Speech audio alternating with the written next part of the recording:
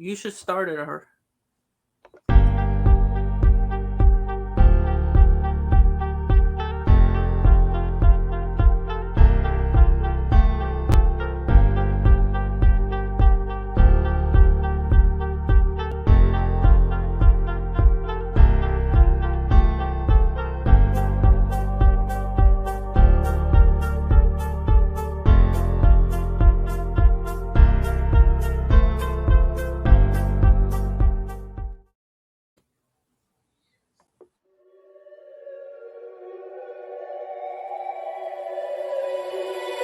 I wake up to the sounds of the silence that allows for my mind to run around with my ear up to the ground. I'm searching to behold the stories that I told when my back is to the world. Was smiling when I turned.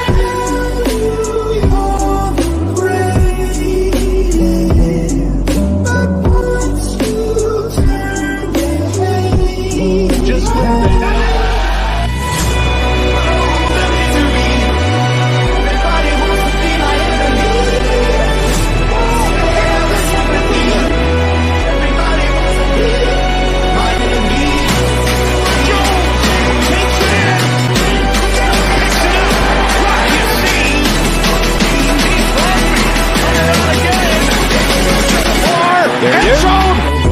I try to the top, I've been out of shape, thinking out of box, I'm an astronaut. I'm blasted off the planet, rocking cause catastrophe, and it matters more because I had it, now I had a thought about wreaking havoc on an opposition, kinda shocking, they were static with precision, I'm automatic, quarterback, I ain't touching.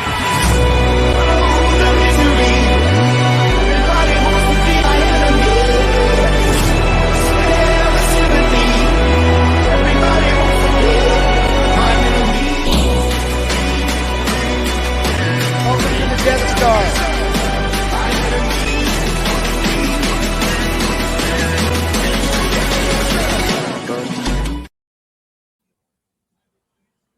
What is good, Raider Nation? Welcome back to yet another episode of Raiders Live News Talk. I'm joined by my friends Cortez and Sergio. Say what's up, everybody. what's good, Raider Nation? That's good. What's good? Yo, salute. So as always, we got another great episode ahead of you for you guys. Just a quick shout out to like I said, members of this panel for showing up on this holiday week/weekend. Thank you to the mods in the chat for holding it down. As always, we wouldn't be able to do this without you. And thank you to everyone in the comments and watching along with us as we start this episode. Just a quick reminder before we get started to just like this video and subscribe and punch the notification bell for the three platforms that we're broadcasting to right now. That's the DSR YouTube, Death Star Report YouTube, the DSR Aftermath YouTube, and the DSR Aftermath Twitch channel. We should, if you don't have links to those, we should have links in the comments to each one of those platforms multiple times throughout this live show for you guys to check out. So when we do put those links in, or if you do already have those links, make sure, like I said, like, subscribe, hit the notification bell just to stay completely tapped in with us as much as possible, because that helps us out tremendously and helps us deliver the content to you guys that we know you like. So without further ado, let's get started. So obviously, we all know the deal at this point. The Raiders are effectively eliminated from playoff contention. They're technically not eliminated yet.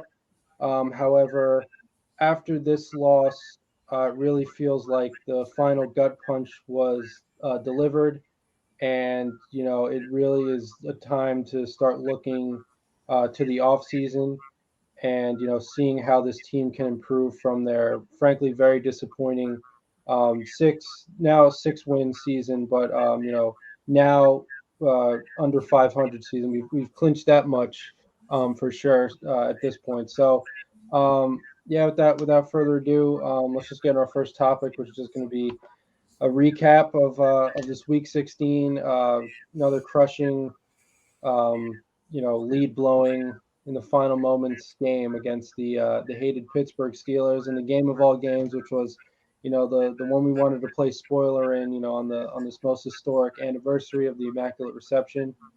So why don't we just go around the panel and just talk about what we like, what we didn't like, what we think needs to change, things of that nature that we saw from this Week 16 game on Christmas Eve.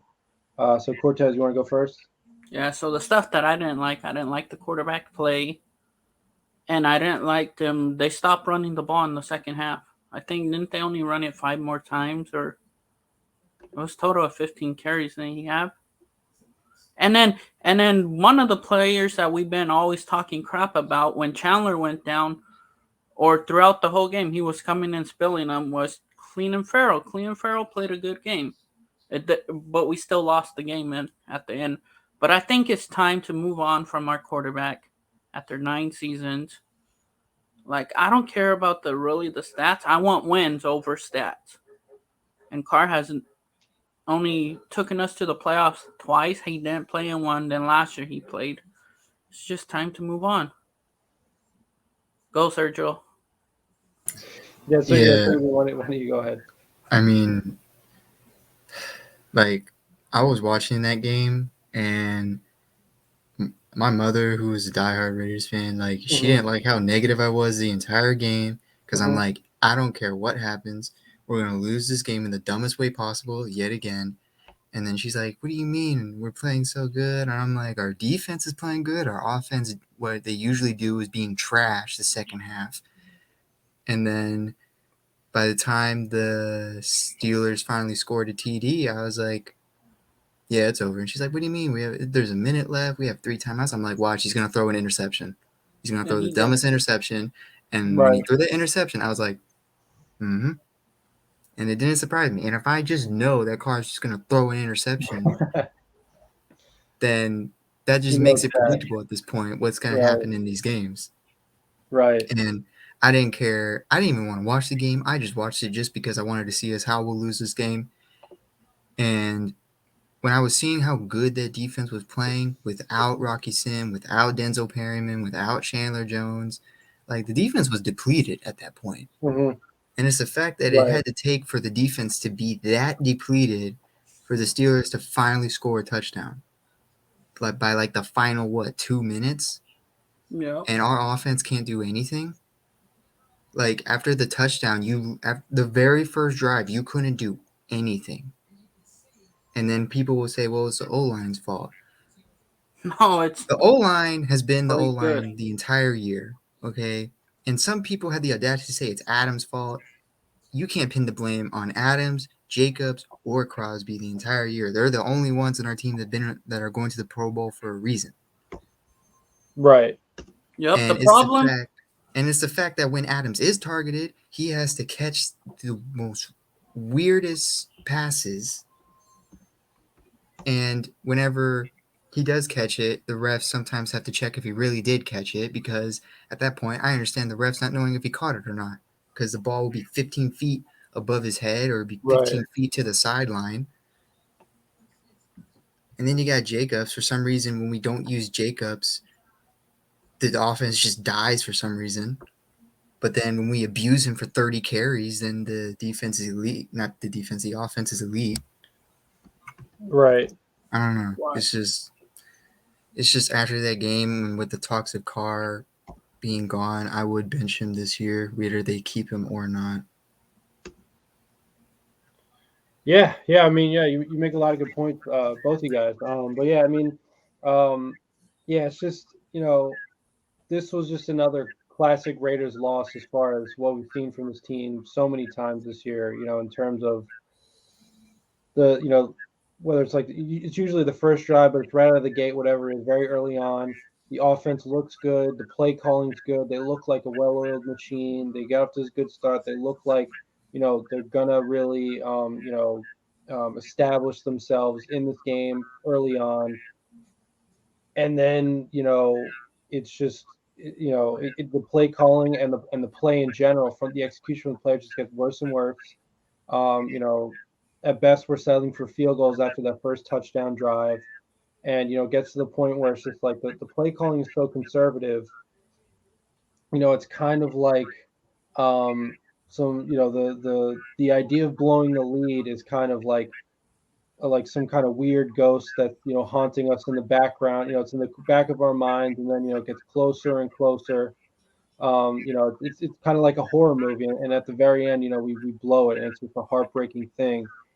And unfortunately, however you want to, whatever we look at it, which as you said, excuse me, as you said, Sergio, if we're not using Jacobs enough, or if we're using him too much, and we decide to not really call the best plays on like third and medium, which forces us to punt.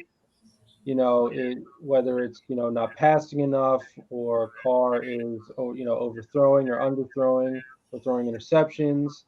It's just the the real question here, as we've been sort of asking ourselves about throughout this year now, is is McDaniels really tanking, or is he just really this bad of a coach? Because that's really what the most critical part of this franchise moving forward hinges on, which is is McDaniels really going to do a lot of damage to this not only this team but this organization as a whole, and where it leaves us if he does get fired, or does he really have something positive in store for us that Mark Davis thinks he knows, or thinks he knows that everyone else doesn't, and we're all going to be surprised come next season. Um, you know, it's really it's tough for me to say. As far as this game specifically goes, you know, I mean, I will give the Steelers this. I think they have a good defense. I really think they have some dogs on defense. Um, Obviously, as I as I've said on Instagram and probably on the show, guy like T.J. Watt, even though he missed 6 games, he shouldn't have been a Pro Bowler because of that. He's still a good player, although I don't think he really had much of an impact on this game. Cameron Hayward made some good plays. You still have Minka Fitzpatrick. So, I He mean, made. Hey, let's go back to Cameron Hayward. He made yeah, our left guard look like he pancaked them the whole game. yeah, no, right. The O line And definitely. maybe this was a good thing for Dylan Parham Oh yeah, it to get definitely was. bullied. Like To I'm get not Right. bullied. not a So Come single alive. person should no, blame Parham. Like the rookie no. needed to learn. Yeah. Get this out of the way. So when we play somebody like next year, different teams got good tackles. It'll work out. Yeah, for sure. Yeah, that's a really good point. That like obviously, because it to me this was an uncharacteristic performance from his O line, in the sense that I think Carr was tied for the third least with Kenny Pickett, actually third fewest sacks this year. So the O line has been able to hold up for the most part, even though it's gone through especially early on in the year, it went through some you know some changes and some uncertainty. But yeah, it was definitely an uncharacteristic performance from the O line, not just because of Carr was sacked at least twice, if not 3 times, to my count. And they were big. They were big sacks. I think there was one deep in our own territory on third down. That ended the And drive. and then plus that, Jeff, I hated it when he would look downfield and roll out and then throw it out of bounds. Like he constantly did that the game, man.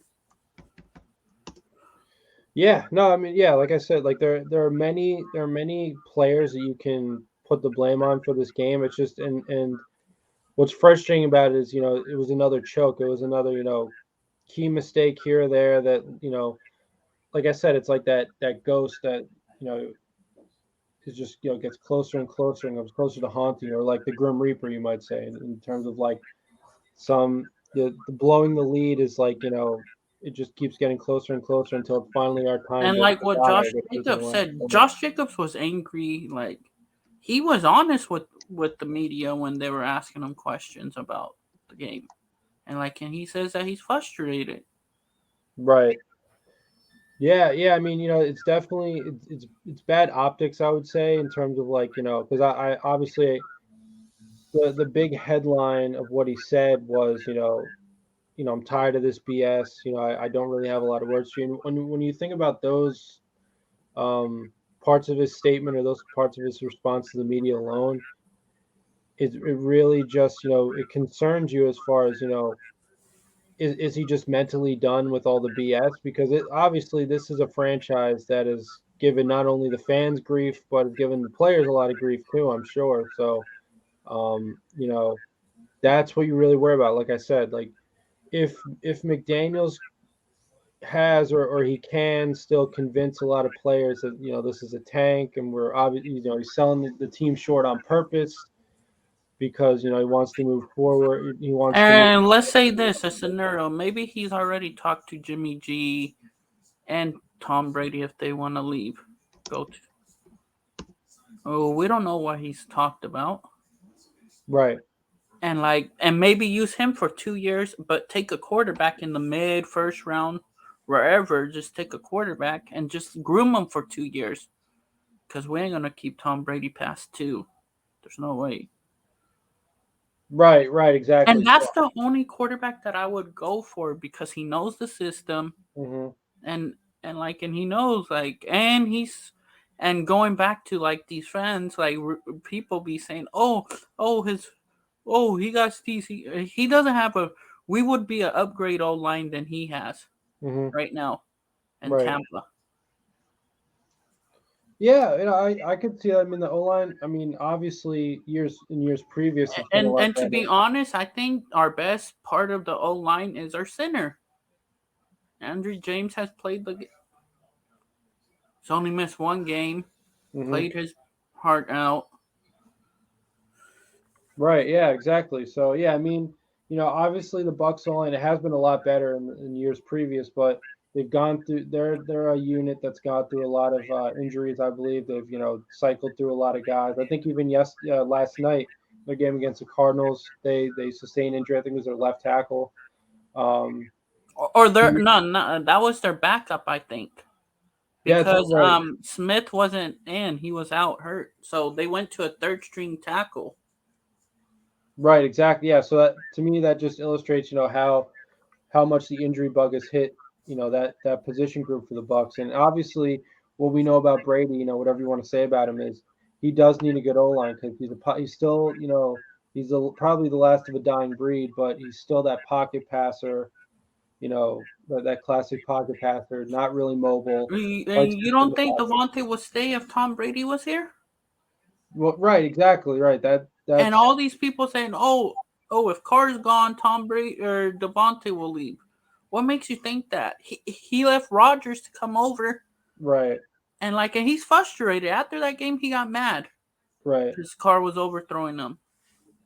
Yeah, and what I'd also say is, as I said, I think it was last week or one of our shows recently, is that the offensive struggles of the Bucks this year. I don't think you can really blame on Byron Leftwich, because it's Todd Bowles, who's like a defensive guy. He wants the offense to be very conservative.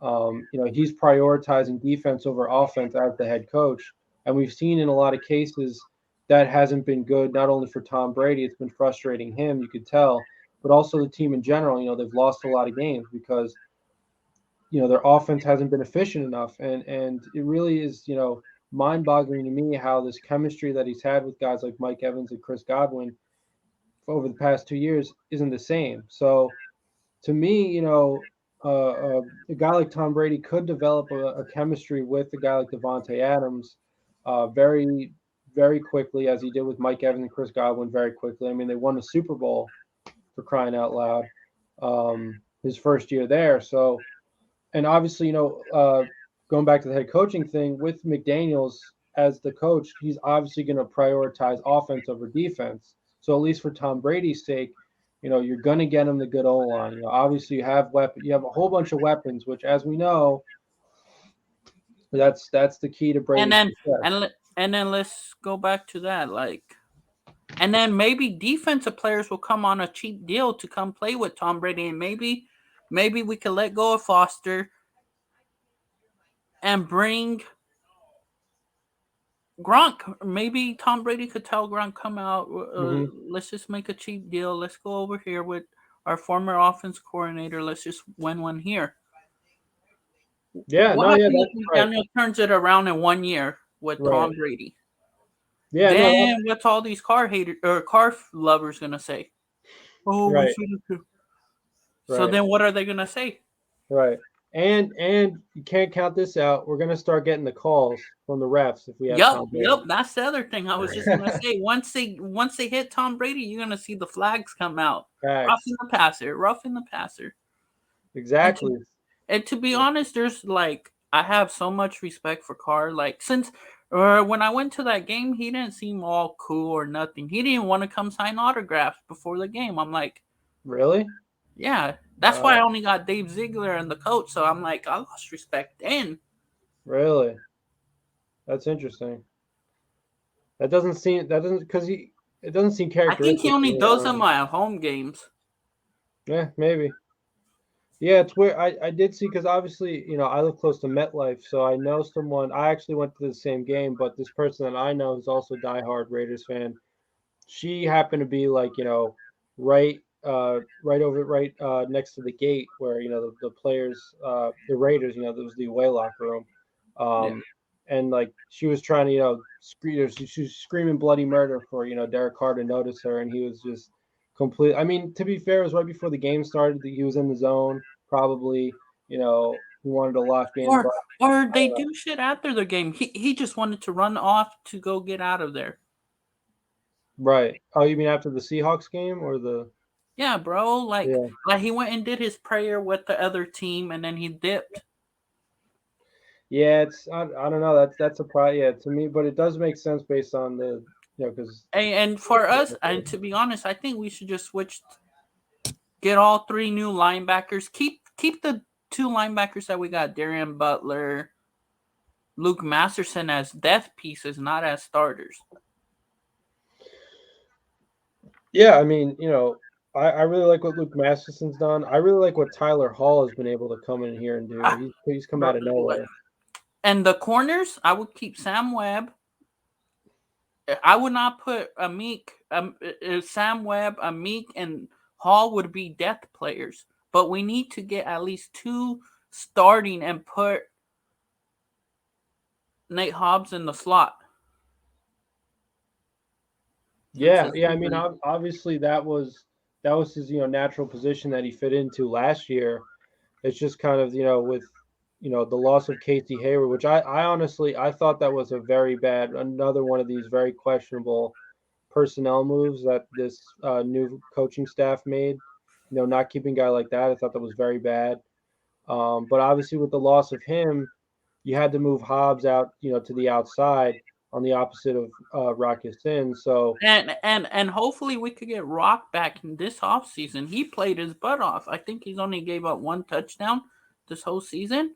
I don't If think he's that, given up. Yeah, if that, I don't think he's given up any. yeah. But yeah, no, yeah, like And I said, maybe in the first round, if we lose out, maybe we could get a Will. To be honest, I think Will Levis is the only quarterback ready, potential ready. But get Tom Brady, set him behind Tom Brady. But then here comes these fans say, "Oh, what about Trash? Oh, why isn't Trash like this? Why Trash is not a good quarterback? That's why they took him in the later rounds." right. What's up, Tuck Your Soul? It's good. Thanks for joining. Yep. Yeah, no, I mean, obviously, there's there's a lot of different ways you could attack this. I mean, that is a really good point. Because one of the things I've been saying recently is that if this team does end up trading Derek Carr, you could realistically get a first round pick for him. You combine that, I would trade him to the Colts. yeah, exactly. Like a team like a Colts is a big one. The Jets obviously comes to mind. No. I wouldn't do the Jets though, Why not? because that's where quarterbacks just go to die. Well, I mean, if we, I hate to say If we this. think about it, Well, what do we care if they give us the pick? maybe, or send them to like Washington Redskins Yeah, maybe. I don't know. I feel like or Seattle. I would go to Seattle. Yeah, no, right. That's not a. I don't think that's a bad idea either. Obviously, it seems like Gino's kind of returning to what we thought he was going to be like He's at the beginning of the dunking year. it up. Like I told my uncle. Yeah. My uncle's a Seahawks fan. My cousin. I'm like, what's up with Gino? Oh no, Gino will be here. I'm like, Gino ain't nothing. Detroit. Yeah, I mean, Detroit. That's an interesting one. Well, yeah, because Detroit they don't have a tight end no more, but they got St. Brown. JMO's over there. They got an okay running back. I think the thing with Detroit though is, I think they're going to keep Jared Goff, like, because I'm pretty sure they announced that he's not going to be a bridge quarterback, and he has done the stretch. Down the stretch, he has played pretty well. So I just don't think that that I don't think they're the most likely candidate. Like I said, obviously I agree with you, Cortez. The Colts probably makes the most sense. I think a dark horse for it would be the Jets. I think they're more of a dark horse. I think that they're definitely a strong candidate.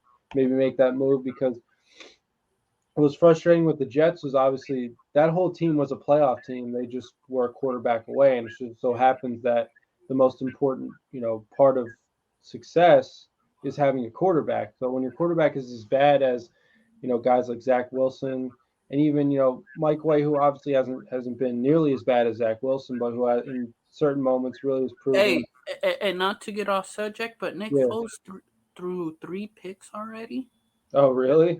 I'm sort of watching that game off to the side here. Yeah, what is it, 13-3? So, um, yeah. So yeah. So like I said, I mean, with Matt Ryan probably retiring, the Colts are probably going to be a a big, probably a real team to watch as far as a team in the market. And to be honest, Derwin James should be suspended 3 games. Oh yeah, that hit. Yeah, that was a rough one, and we'll see what kind of punishment they hand down, but yeah, I mean another team actually I don't think we could rule out either is the Patriots, because what's interesting is that obviously we know a couple years ago, or What? it might have been How beginning would of you feel if Mac Jones came over here? I don't know. I'm not. First of all, I don't like Mac Jones because obviously he committed that dirty play at the end of that what was going to be a fumble return for a touchdown, but they called it back. That unnecessary sort of tripping play on that Bengals player this past week. So I don't like him, for those kinds of reasons. Like I think he's a dirty player. He's not horrible. Like he could be a starter, but it's just like, at best he's evenly matched with Carr. So is it really like, are we really improving? You know what I mean? Yeah, and did you see what Hunter Carpenter put out today? No, what did you put up? Put out some tweets today.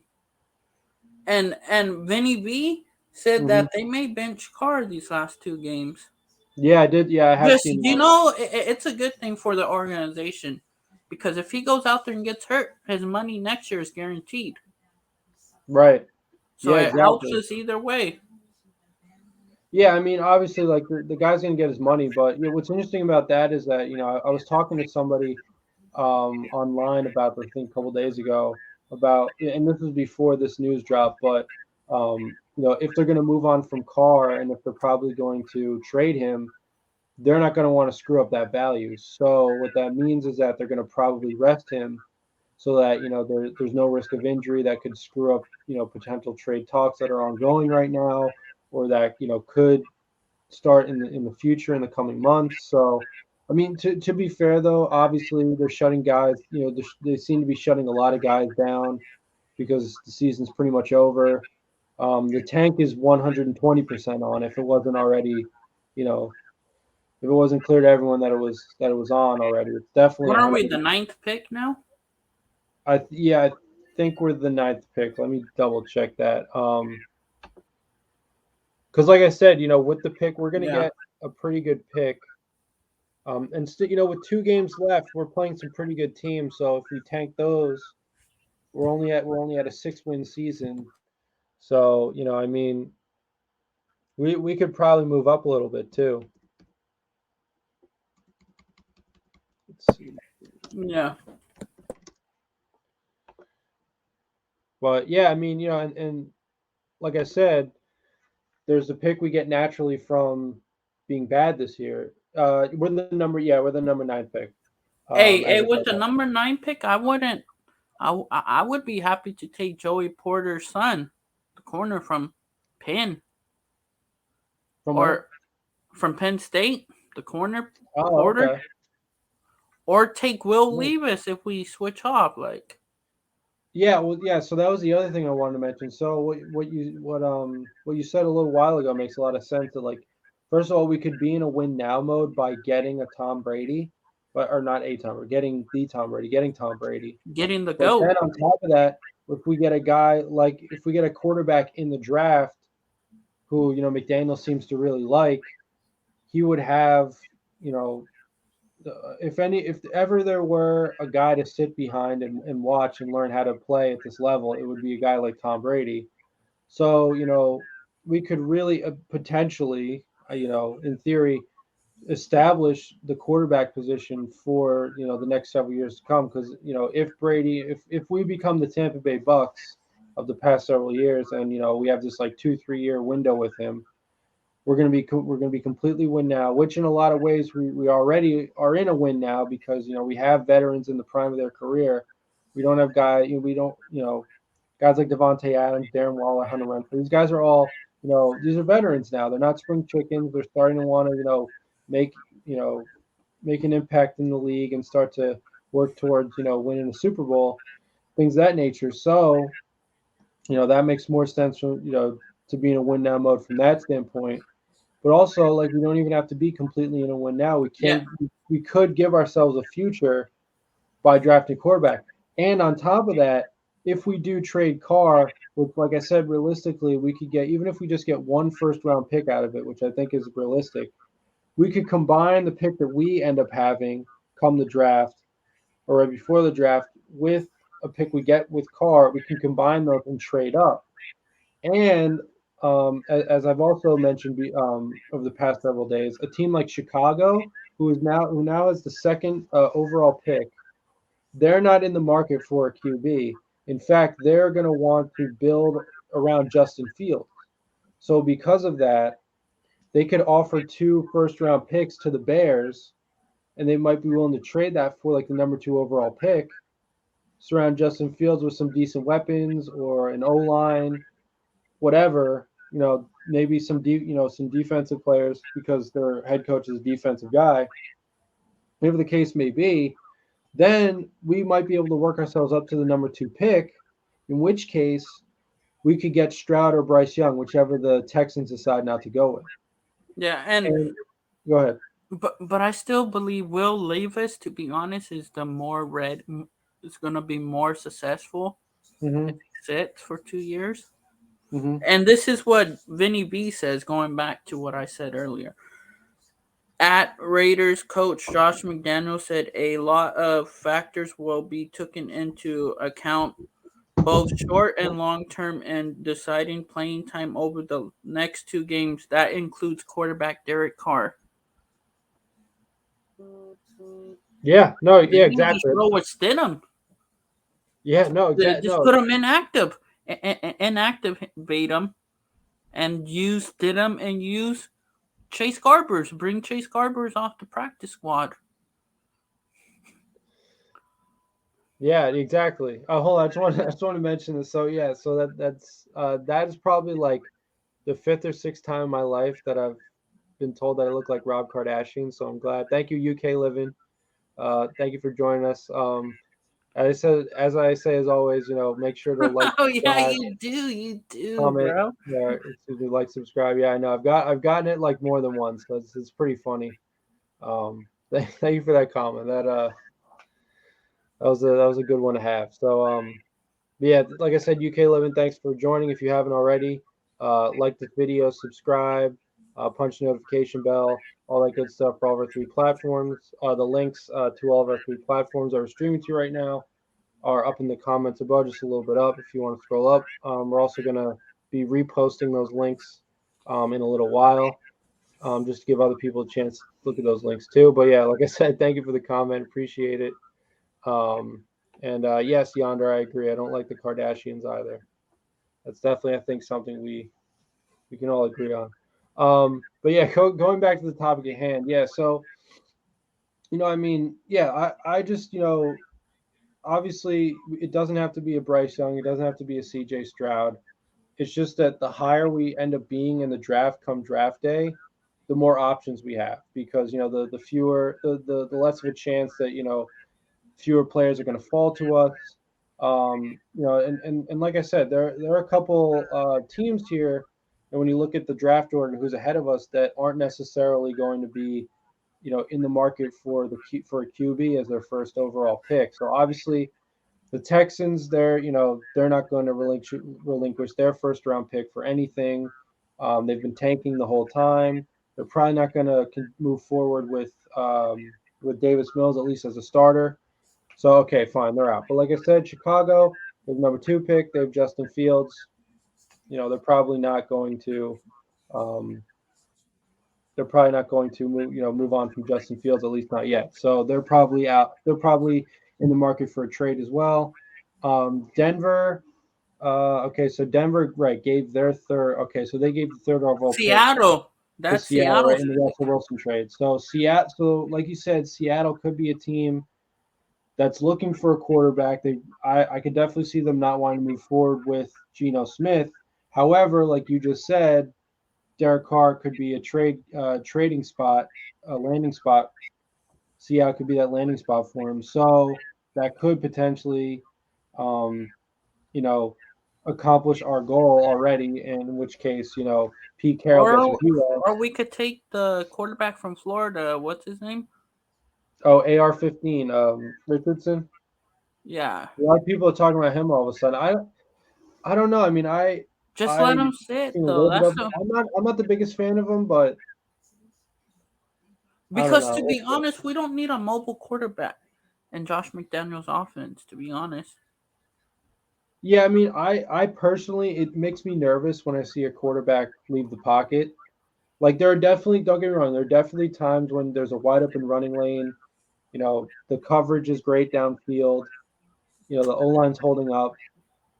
Just run. I definitely agree with that. But, if you're going to have a guy like Lamar Jackson or even like Justin Fields, who like running is such a big part of what they do, that makes me nervous as far as like potentially getting injured. Even we saw with Kyler a couple weeks ago, like first play of the game, non-contact injury, just like tore his ACL. So like even that can happen. Even that's risky. So, I mean,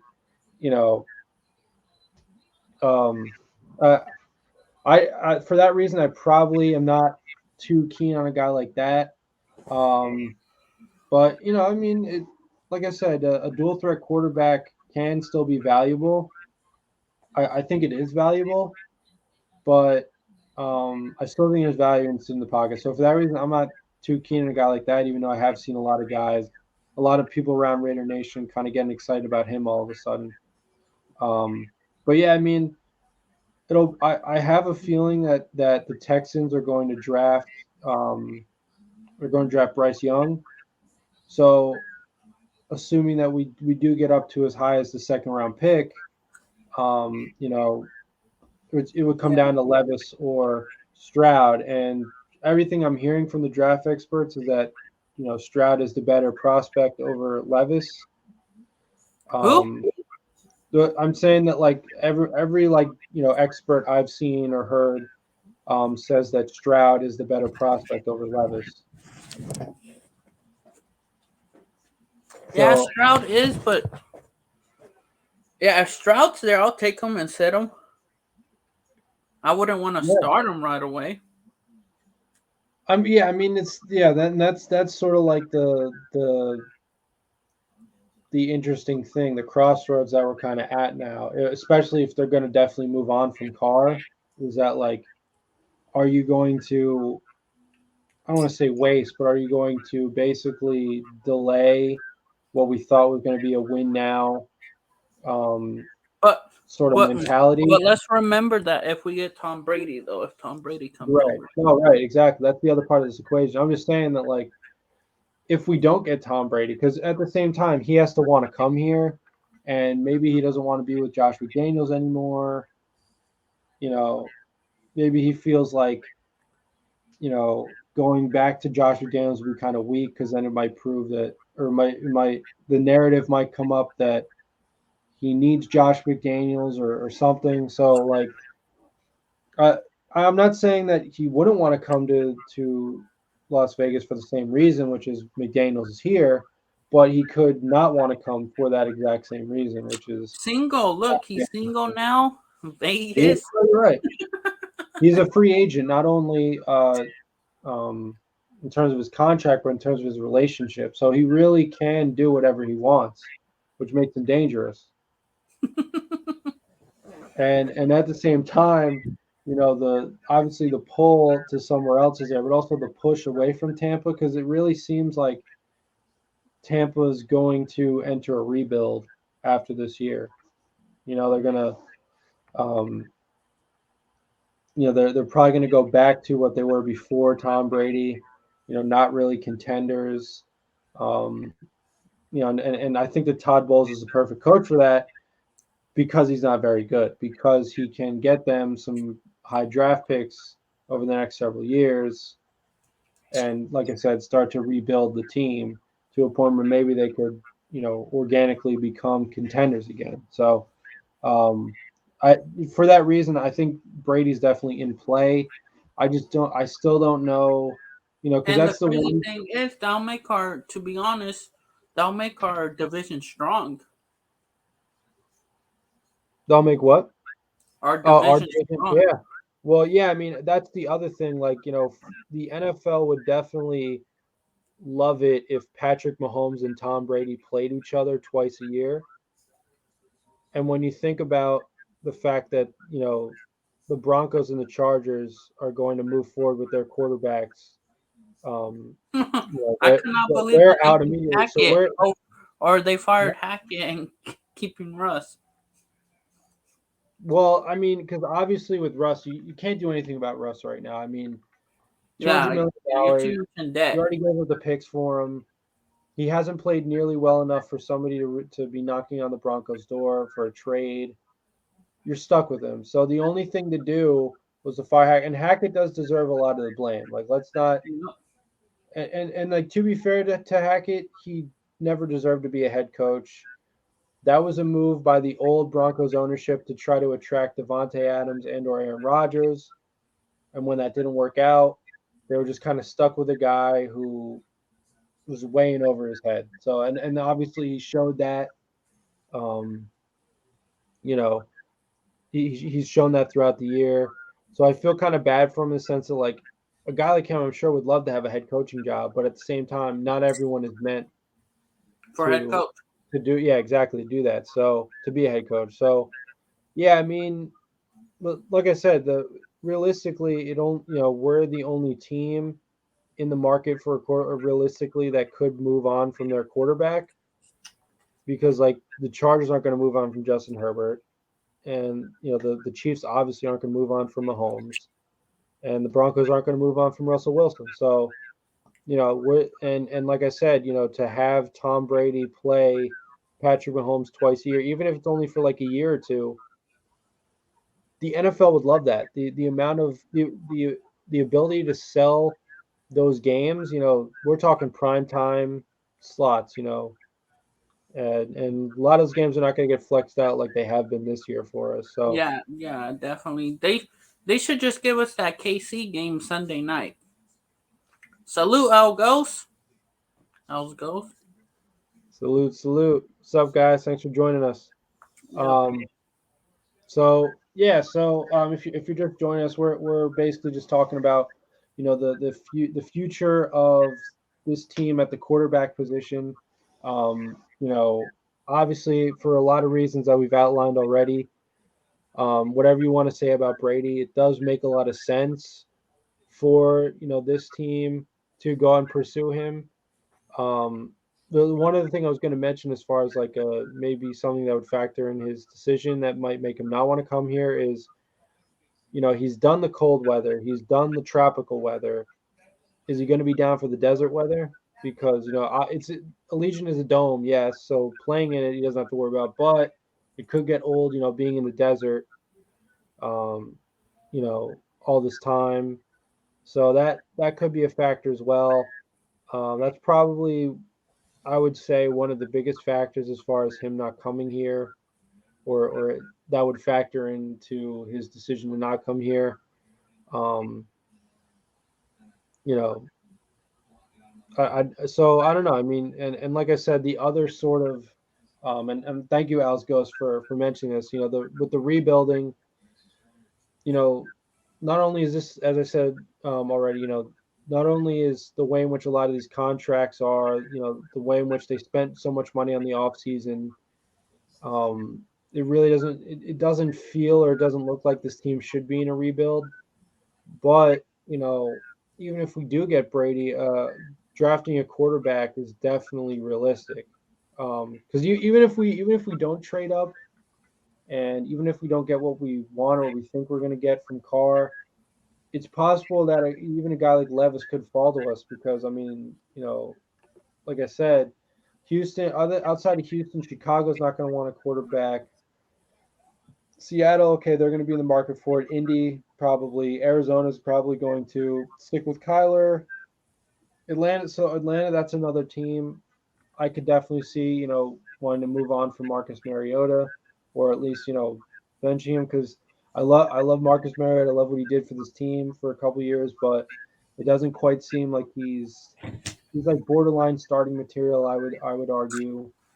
The Rams are another team that could be in the market. So, I still think there are too many teams in front of us where that could definitely be looking for a quarterback. Where if we are definitely going to move on from Carr, we're definitely going to have to make sure we get good value out of it to trade up. Not only with our pick that we're going to be naturally drafting from.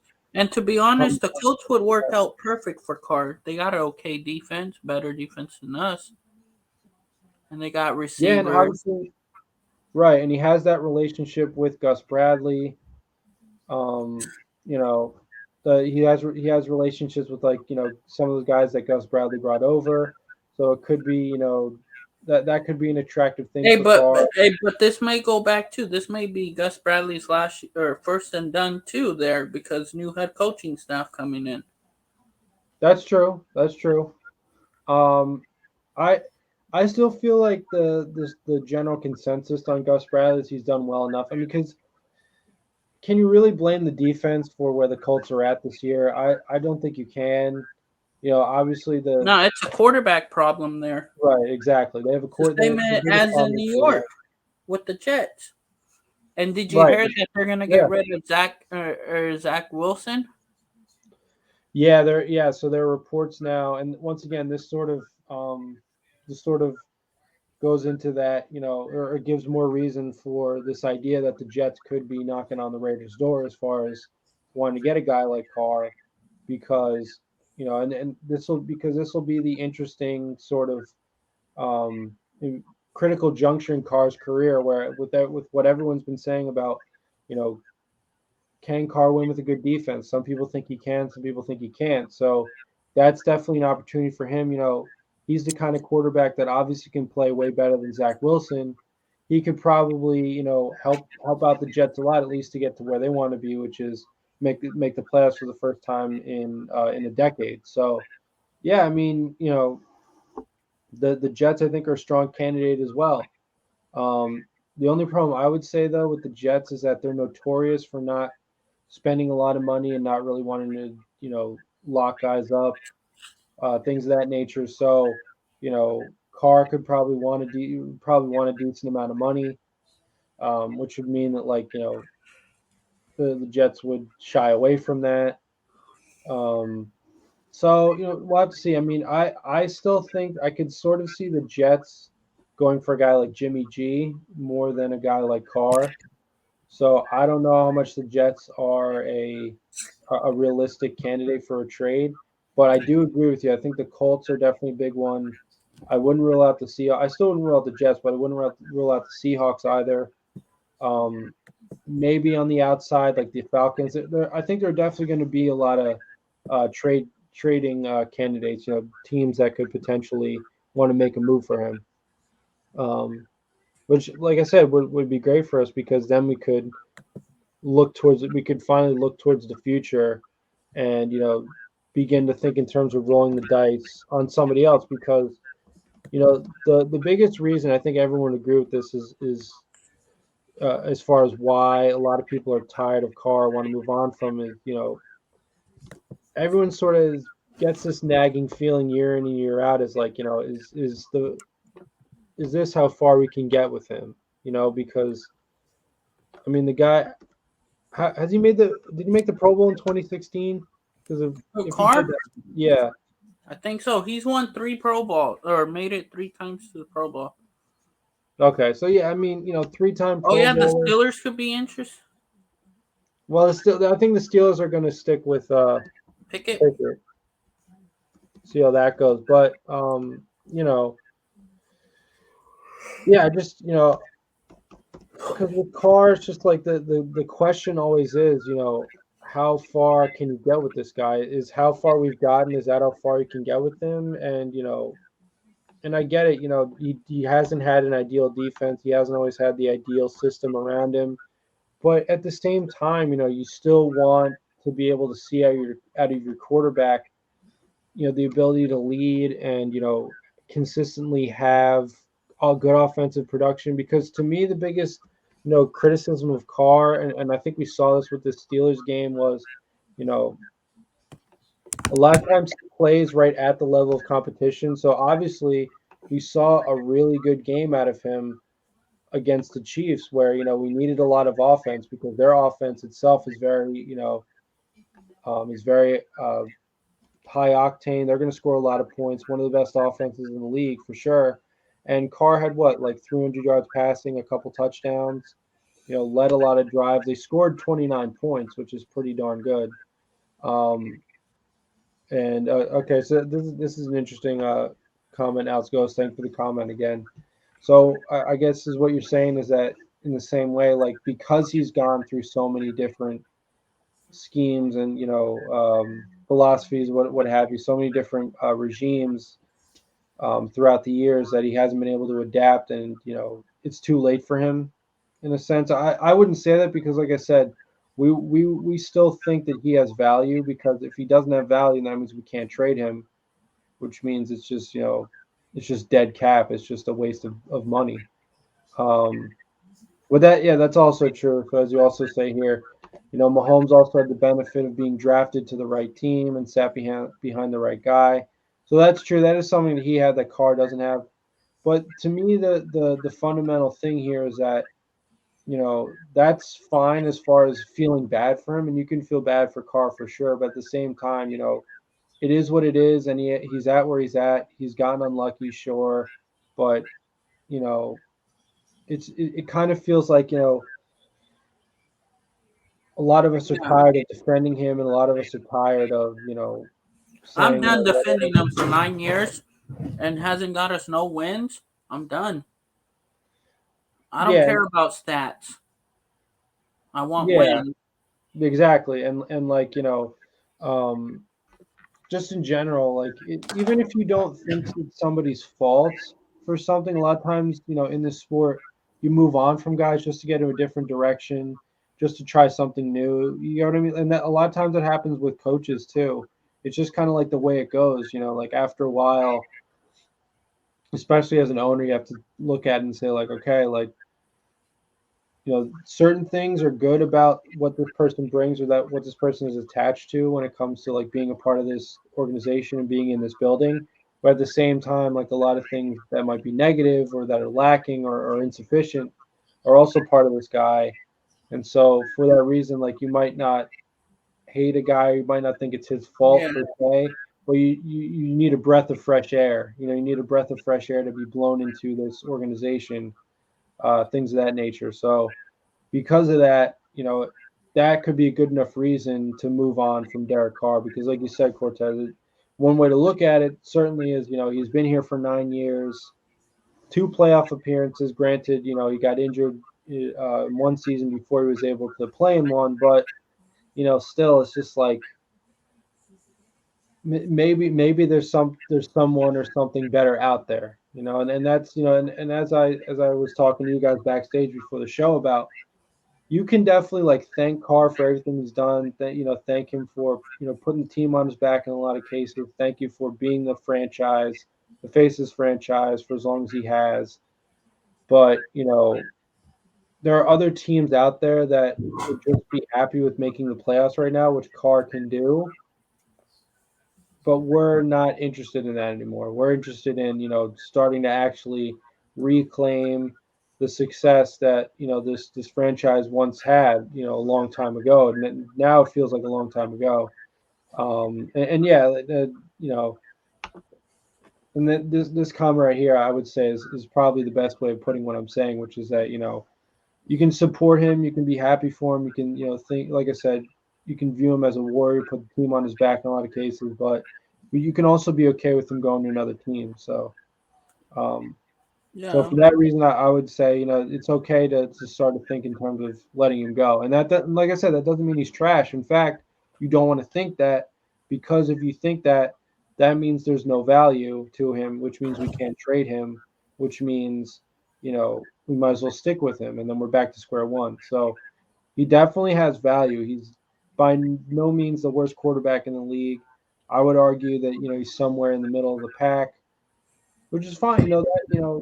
That just that means you're the 10th best at your job in the world, and that is or 15th or whatever it is. So that's nothing to sneeze at for sure. So But the thing, going back to that, I wouldn't want to be number one in interceptions.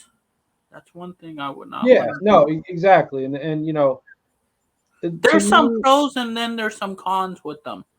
I think since he had that leg injury, he's scared to run that much. You don't see him running out the pocket anymore, like his first couple years he would.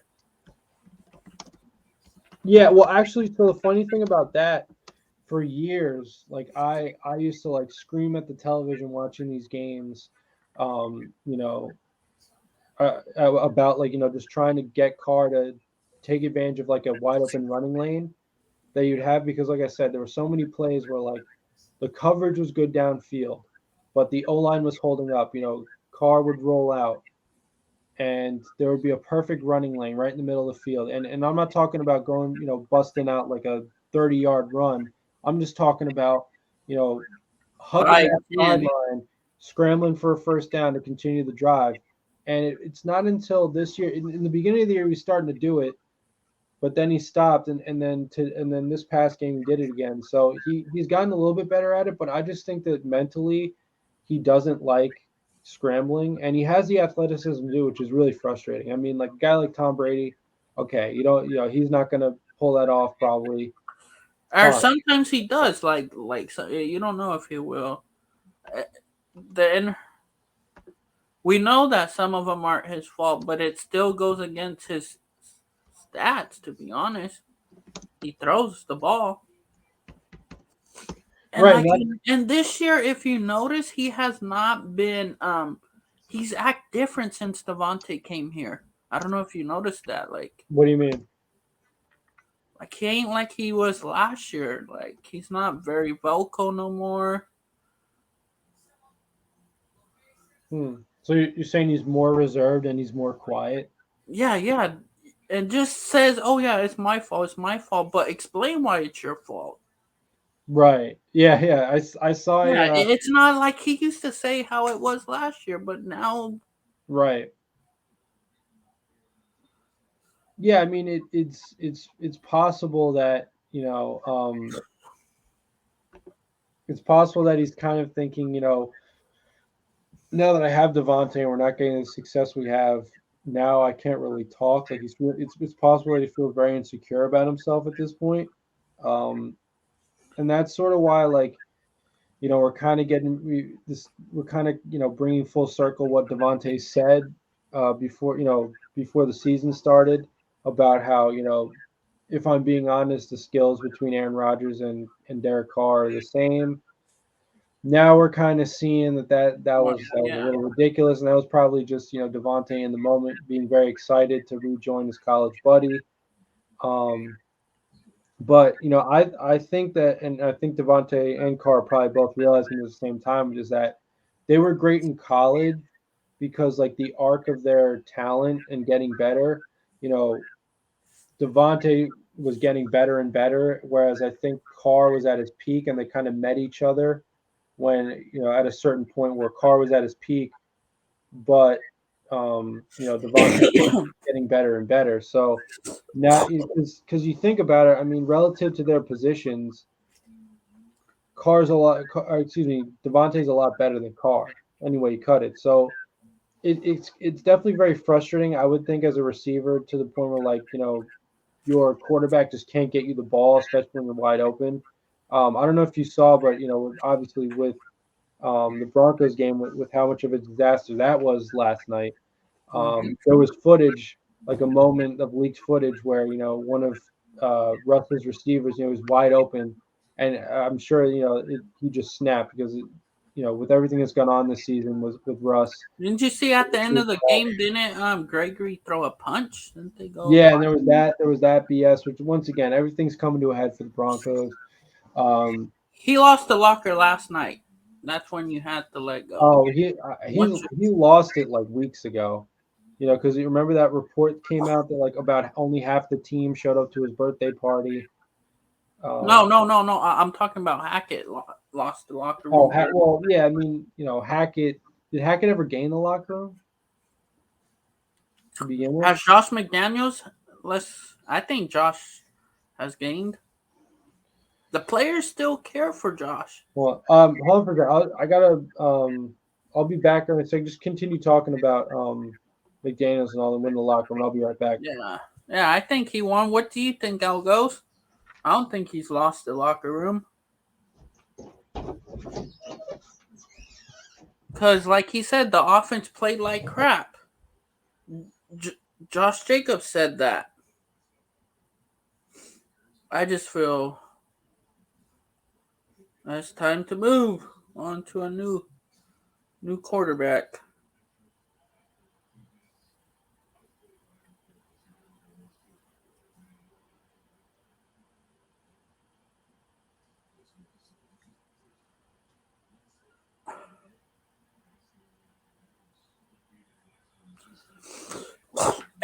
Al Goes, if we got rid of Carr, who would you want to be the quarterback to take over the team?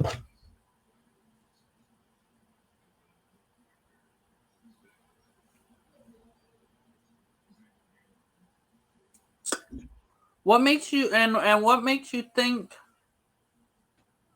you don't? What makes you not have? Why don't you have faith in Ziegler or the coaching staff? I think Ziegler, with these picks and stuff that he did, he got us the best receiver. He seems like a cool dude. I would, to be honest, if we got.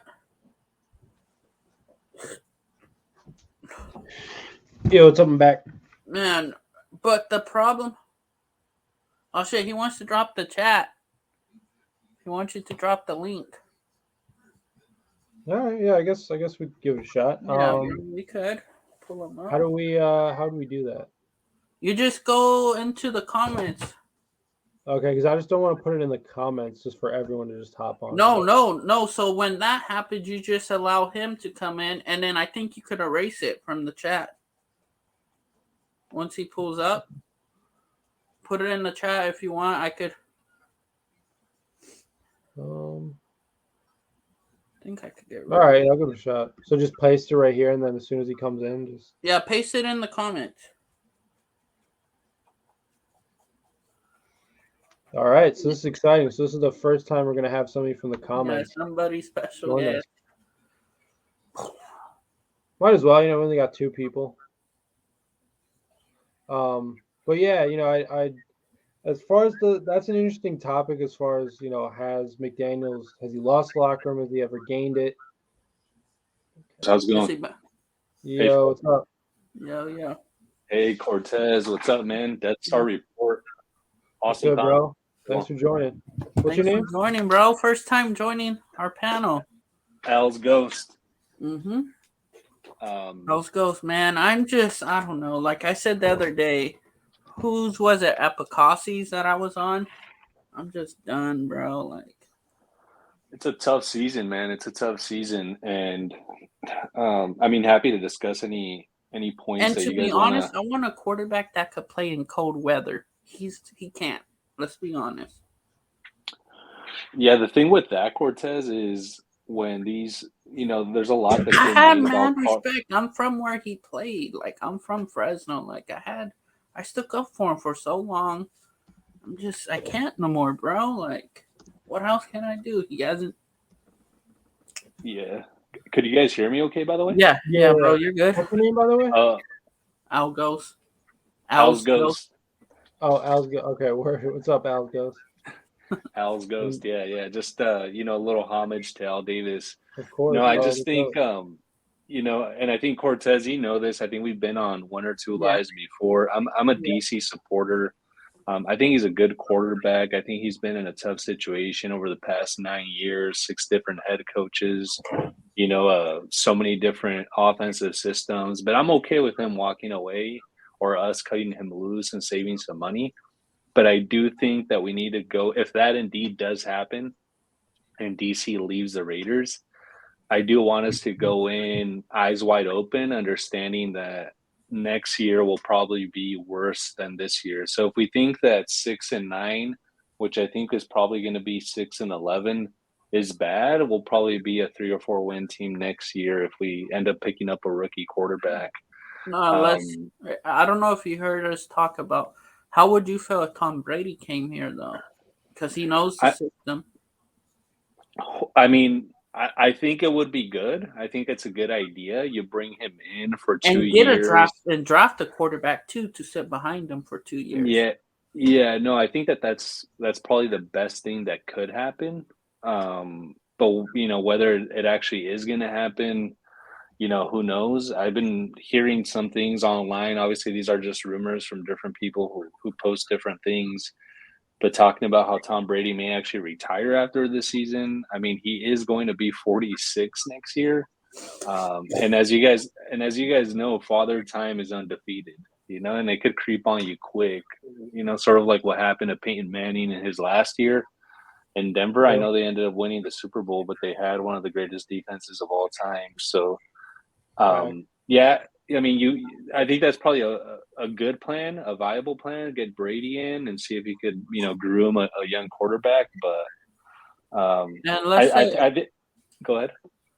And do you think that they're gonna bench Carr these last 2 games? I don't know if you've seen what Vinny B said. Yeah, I saw that, and I saw the press conference. I get that sense. It seems like that they're going to do that because otherwise, Josh McDaniels, I think, would have very clearly said, "No, we're going with Derek here, and Derek's going to be our quarterback for San Francisco and for Kansas City." And he didn't say that outright. So I think he's done. I think Carr may have played his last game as a Raider. Saturday night in Pittsburgh. Yeah. Which sucks for him, Yeah. And to be honest, I could see him with the Colts, but that's if he waives his non-trade. And to be honest, like some of these people that are like that support Carr, they say, "Oh no, let him play," but that helps the team out because if he gets injured within these last 2 games, then his contract is fully guaranteed. But it helps the team out if he doesn't get hurt. You understand? I mean, go ahead. I was just gonna say for me, I'd like him to play for primarily, I guess, 2 reasons. The first one is I'm originally from Southern California, but now I live and work up in the Bay Area, and I was a season ticket holder in Oakland for several years when the team was up there. And as you guys know, I mean, the Bay Area rivalry against the Niners is still alive and strong. And I want bragging rights against my coworkers and all my friends and family members who are Niner fans. And frankly, come on, I mean, Derek Carr gives us a better chance of winning as opposed to Stidham. And obviously closing out the season against the Chiefs, I want to get a W against the Chiefs. I'm tired of those guys always wiping the floor with us year in and year out. And we almost beat them in Kansas City. We came up super short on that Monday night game.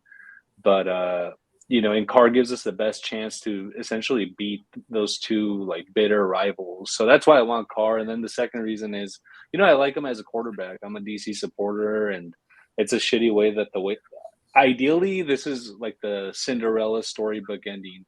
Carr beats San Francisco, KC, and then after that, if we let him ride out into the sunshine, we let him ride out into the sunshine or the sunset, I should say.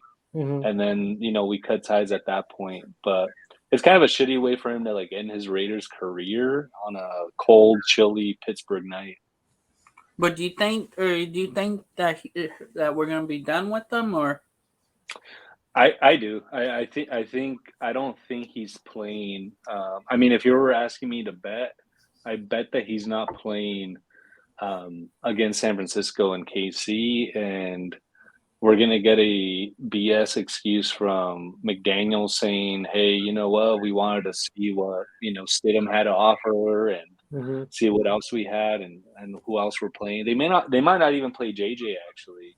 They yeah, might pull a JJ? bunch of starters. Yeah, so which sucks, right? Because if we go into the San Francisco game as it is, I think it's, and it pains me to say this, as it is, it's a mismatch on paper. And if we go in with a bunch of our backups, it could be a pretty nasty game. We could be looking at Hey, the the only Broncos. thing that I really want from this game is Brock Purdy to get hurt.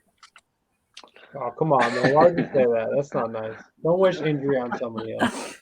Bro, Brock Purdy needs like Mad Max to come after him. I don't think he's had that yet. Yeah, Sure, he I hasn't don't, I had don't, that, but I don't know, man. I just one other point that I just want to make, guys, and I know you guys are diehard Raider fans, and you guys have followed the team for a number of years, but we got to look at things objectively and take a step back. Right. And our team, our organization, just hasn't had stability. I think there's two things, like two diseases, I would say that the Raiders have had over the past 20 plus years. One is just like instability, especially at the head coaching position. Obviously, up until 2011, Al Davis was the general manager, so we had stability there. But at the head coaching position, over the past 2 decades, we just haven't. And also, so that's number one. Yeah, and then number two, over the past 2 decades, we have to be. I mean, I haven't looked at this, across the league, but I would argue that we're probably one of the top 3 worst teams in terms of drafting over the past 2 decades. Yeah, we might be the worst. We might be the worst, and it's just mind-boggling. Outside of the 2014 and 2019 drafts, our draft history over the past 2 decades has been like absolutely shitty. And that has set this franchise back year after year after year. And you're in like constant rebuilding mode. I would actually argue that over the past 2 decades, we've been in a rebuilding mode. Ever since we lost that Super Bowl against Tampa Bay, no, you're right.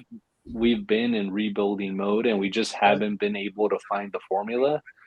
And it's just like very unfortunate because I think we're entering, and I don't mean to be a downer, but like I think we're about to enter like a really dark period of the Raiders. Like if DC goes, then at that point you're in another, full blown rebuild at that point. And things could get real nasty, and we could go through like that quarterback carousel and not find a guy that could get us like first downs. Like I remember the days, guys, when we used to go to Raider games at the Coliseum, and the thing that you would look forward to was the tailgate. You didn't look forward to the game because you knew that you knew that you didn't have a chance. You knew that you didn't have a chance, and even Derek Carr said this. When he was a rookie, when he came over from Fresno State, like Fresno State had this like amazing, air raid type of offense. Right. And he said his rookie year, like, I never experienced a place that got so excited for first downs. Like, that's how excited we used to get at the Coliseum when we'd get first downs. Like, we finally got a guy who could move the chains. Right. And we may be entering a period, guys, where we get a guy who can't move the chains. Right. And I think that's not, obviously there are better quarterbacks than Derek Carr, but to find a quarterback that is competent is hard to do. Like you mentioned, I'm sorry, Josh McDaniels, NFTS. Like you mentioned, dude. Like being top 10, top 15 at your job in the world, that's a hell of an accomplishment. It is. But I will argue, being on the bottom 15, there's a major drop off in quarterback quality. Like it's not like a it's not like a steady decline. Like I think there's like a cliff, and there's a huge drop off in quarterback quality. So I just want like Raider Nation to be aware that has Carr been overthrowing and underthrowing receivers this season? Absolutely. Has he been throwing picks? Yes. Has his pocket awareness taken a dip? Yes. Has he been even less mobile than in previous years? Like, yes. But I'm telling you, like, we could do a lot worse. Right. My plan of attack, because I'm sick and tired of all of these rebuilds, my plan of attack would be at DC, let's sit down at the table. Let's see if we could restructure something. Let's see if you want to take a pay cut. You said you wanted to be a Raider forever. Right. You want to bring that number down. I think he's at 35 next year. Oh, no, it's 34, I believe. Yeah, 34, something like that. Hey, you want to bring it down to 28? You want to bring which I think is pretty fair, 28, 30. And then you want an offensive line. Let's bring you in a starting guard, a starting right tackle. Let's build that offensive line, because we know that you're better when you have a strong offensive line. Like, look back a few years, right, when we had Donald Penn, Kelechi Osemele, Rodney Hudson, Gabe Jackson, and I think it was Austin Howard on right tackle, who was like the weak link. But hey, like, if you want to succeed here, you said you wanted to be a Raider for life. Take that pay cut. Let's build the line. And not just on offense, but also on the defensive line. Get us some corners. So that would be my plan of attack, guys. I mean, I know you guys want to bring in like Tom Brady and then have that guy groom a younger quarterback. I tried to put my business hat on, and if I were Ziegler, I would say, hey, Derek, we want you here, but in order for us to give you the tools that you need to succeed, we need to bring some of these dollar signs down for you a little bit. And maybe like there's a way to do it in terms of, workout bonuses or whatever, in terms of like trying to make up for some of that difference. Or, like getting that dude like some more endorsement deals, and then realizing that, hey, you know what, like we're in Nevada, like there's no state income tax here. So yes, you can go to, to the Steelers or the Colts, etc. But other than like Florida, Nevada, and Texas, I don't think any other state actually has a state income tax-free zone.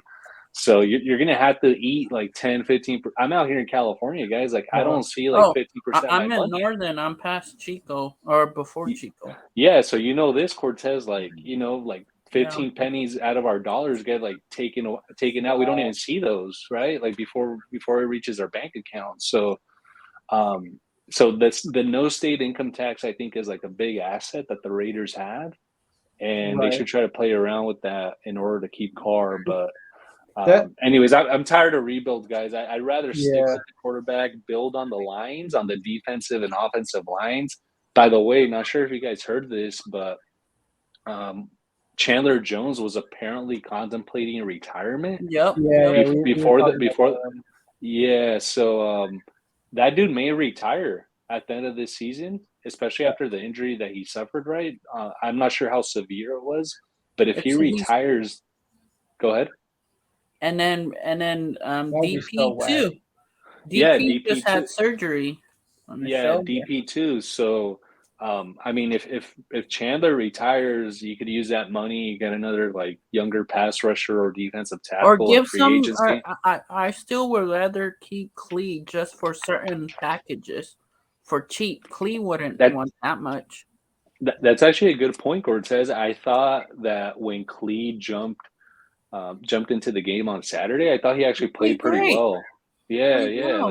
I thought he played well. And if you remember right, they put Mad Max as the D tackle, and then Clee was on the outside on one side of the D line. Yeah, I like that setup when bro. I love that NASCAR package, and then bring in Malcolm Kuntz too. Put Malcolm Kuntz with Tillery. That would work out perfect. Yeah, Tillery just needs to, watch for any penalties. Like, that guy always gets me nervous. Like, I feel like he's gonna do something dumb when he's in the game. But to be honest, I would love to re-sign Tillery. I don't think Tillery would take a lot. I don't think so. I don't think there's a huge market for him. But I mean, the other thing that I was talking about in the chat, guys, is and this is what concerns me, is I'm not sold on Ziegler, and I'm not sold on Ziegler for like a couple of things. Number one, I think there's an argument to be made that he extended Waller and Renfro prematurely, like a little too early. I mean, Waller, we've gotten maybe 2-3 games out of him this year, and he's one of the highest paid tight ends, and you can't really do anything about injury. And Waller was going to hold out anyway. But then again, right? Like, hey, we want guys who want to play ball and who want to be Raiders and who aren't necessarily focused on their music career and attending like their girlfriends' like games. Like, go ahead, Cortez. And to be honest, I don't think Hunter Renfrow really fits Josh McDaniels' offense. I agree, and so that's actually related to like another point. Go ahead, McDaniels. He doesn't fit anyone's offense. He basically plays basketball on the football field. He just does his own thing. But he obviously had an impact on Saturday. So yeah, it's just he hasn't had enough time. Neither of those guys have had enough time to really like get their feet under them. It's just the injuries have just plagued them. And honestly, I think that especially for Waller, and even for Renfro too, because Renfro was the one who scored the touchdown. This was the game where they proved that they're still, really good football players. McDaniels didn't target Waller at all in the second half, which I thought was the biggest problem. Oh no! Go ahead. Did he? No. I mean, if he did once, I don't remember him targeting him, and that actually, that brings me to like my other point. Well, my first one was I don't know if I believe in Ziegler. The other reason is, Parham, he's been up and down this year, and obviously he's a rookie and he's a third rounder, so I'm cutting him some slack, and the verdict isn't out on him yet because of that. But the guy got absolutely manhandled by Cam Hayward. Right. Like, Child Protective Services should have been called, guys. Like there, like it was like Cam Hayward was abusing this guy. He was at Heinz Field or whatever the stadium is called now. Acrisure, and so. And the other picks, they haven't seen the field really. Yeah, the 2D tackles that we got, and even Zeus. I think they messed up on Zeus. Well, we may see Britton Brown these last 2 games. I'm definitely with you on that. Go ahead. Yeah, but we haven't seen those picks, right? And those are Ziegler picks. But we'll see what he does with a full slate of draft picks. But we could all say this: he took a tackle in the 7th round that has played quite well on the jumbo, on runs. Oh, Thayer Mumford? Yeah, bro. I'm a big Ohio State fan. I watched him play throughout. No, he's good. Like, straight up, he's good. Yeah, no, for sure. I think he'll be solid. But then on the coaching side, which is that's. My favorite defensive coordinator from he was the intern at Wisconsin, number 1. Oh, right. Defensive coordinator Leonard. Yeah, we were talking about Vic Fangio will be number 1, but he's most likely gonna go with Sean Payton. Yeah, he's gonna be. I think Brian Flores was my 3rd option. Yeah, guys. I mean, you bring up a good point, Cortez. So I'm done with Patrick Graham, bro. And to be honest, in person. No disrespect, but I tried getting him over it. But at least I got Dave Ziegler and coach. What's the linebacking coach? Antonio Pierce. Antonio Pierce. I got them two to autograph a mini helmet of Derek Carr when I was in Seattle. That's pretty dope. And Patrick Graham he didn't do anything? Like, he didn't want to sign it? No, bro. He was more towards coming out of the tunnel and running straight to the sideline because I was that close coming from the Raiders tunnel. Wow. Yeah, I mean that sucks, man. I just think in general though the coaching staff, I'm just not sold on them. I think McDaniels might be a really good X's and O's guy, but I don't think he has the ability to rally the troops and really lead a group of men. And then on the defensive side, I'm with you, Cortez. Graham, his play calling at times, I'm just scratching my head. You're playing press man at the end of the Rams game. Like, Right. you let Baker Mayfield march down the field 98 yards with no timeouts after Right. he He got the kind of did the playbook. Like, same shit with what's his name? Right. You got the playbook 12 minutes ago. yeah, exactly. With Pickett, he kind of did it with Pickett too. Oh yeah. Um, So many he just, game-winning drives he's given up. Like, yeah, dude. And then there's like third and longs, like obvious passing And situations, playing and then zone like they're way off of the players. yeah. yeah, they're playing way off. They're But then what playing I see, where the first down is. It's yeah, but then what I've also seen Cortez is on third and longs and obvious passing situations, he also sometimes has our defensive ends drop back into coverage. It's like a very weird like zone blitz, and he wants to like make it like super complicated and confusing for the quarterback, but at the same time that confuses us, which brings me to like my general point, guys. Our coaching staff, I feel like they think they're so smart and so clever. They could make it so complicated, right? Like, hey, Yeah. his offense is so complicated. Hey, Yeah. Patrick Graham runs like a super complicated offense. But just because something is complicated doesn't make it better or good. Right. You know, like an analogy that I've been using, guys, is in order for me to like have to enjoy a good meal, I don't have to have 100 ingredients. Right. yeah, I right. just need a good cut of steak with salt and pepper, and I'm good to Right. go. Like, I Maybe don't like some need oregano. right. You just need a little something, something. Like, you don't need a super Right. complicated dish, Right. right? Or super complicated steps in order to make something good. And I feel like these guys outsmart themselves, especially Exactly. especially on the defensive side of the ball, because defense, as you guys know, defense is reactive, right? Like, you react to what the offense is doing. So you Right. can't spend time thinking, hey, am I supposed to drop into coverage? Am I supposed to cover the Right. flat or rush or do this or do that? You got to Right. play fast. That's why I was actually a huge fan of Bradley's defense, because of how simple it was. Cover one, cover three, like, let's go. And it's all Mhm. about the defensive front. Like, you just build your defense with some dogs up front, with some Right. dogs at DN, D I'll be tackle, right back. and Yeah, no problem. that's right, man. And that like hides your weaknesses in the secondary, right? Like, if you have a great defensive line. But anyways, that's just like a general point that I have. Just because Mhm. something is complicated doesn't make it better or good. Um, I feel like these guys are thinking too much, and that's why even on the offensive side, we have receivers like running into each other or not running the right routes.